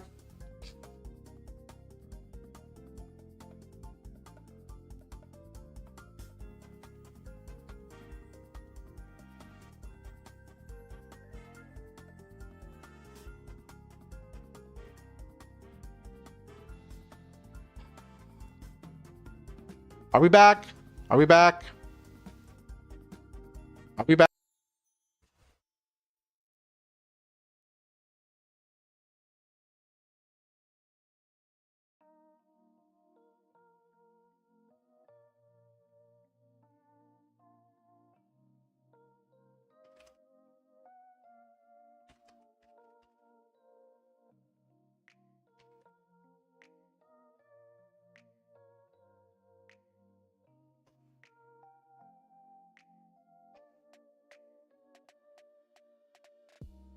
Am I back? Am I back? Am I back? Am I back? YouTube says my stream is healthy.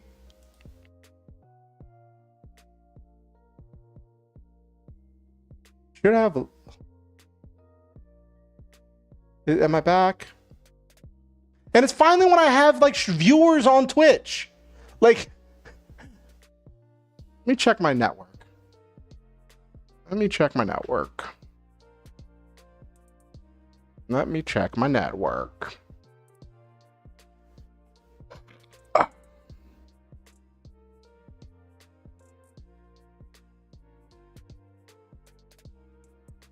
I'm back on YouTube and Twitch.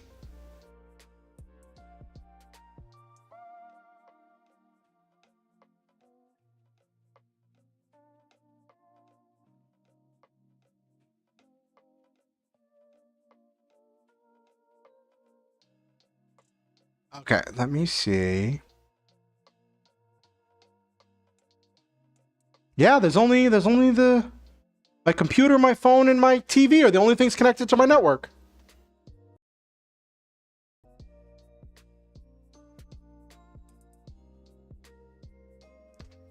Okay. Okay. Are we back? Are we back? Okay. Okay. Wait. Hold up. Hold up.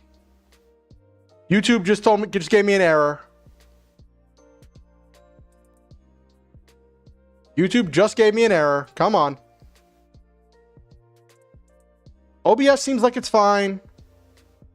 Oh, wait, hold up. Nope. Oh.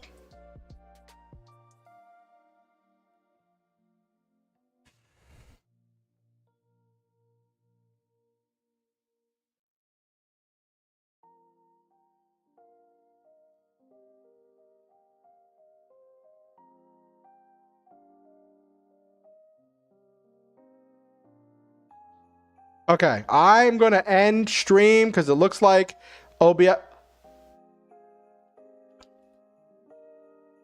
Looks like OBS is being a little bit silly. Yeah, my stuff's unstable.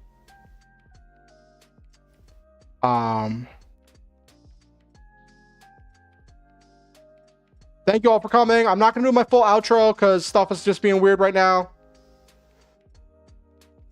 YouTube is fine. Other place isn't? Okay. Well, I am just... well, my OBS is saying that, like, it's dropping frame. Okay, looks like things are getting better. Okay. But anyway, it was about time for me to end anyway.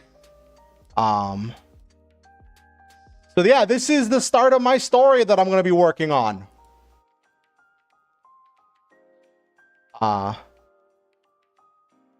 Yeah, pretty much, chat. Pretty much. So, I love all of you. I believe in each and every one of you. And I think that you all are truly amazing. And I'm glad to have each and every one of you here. And I think that this world is a better place for having you in it. Always remember, you are special, precious, unique treasures of human beings. Good night, everybody. Come on. Yeah, my net said go get food.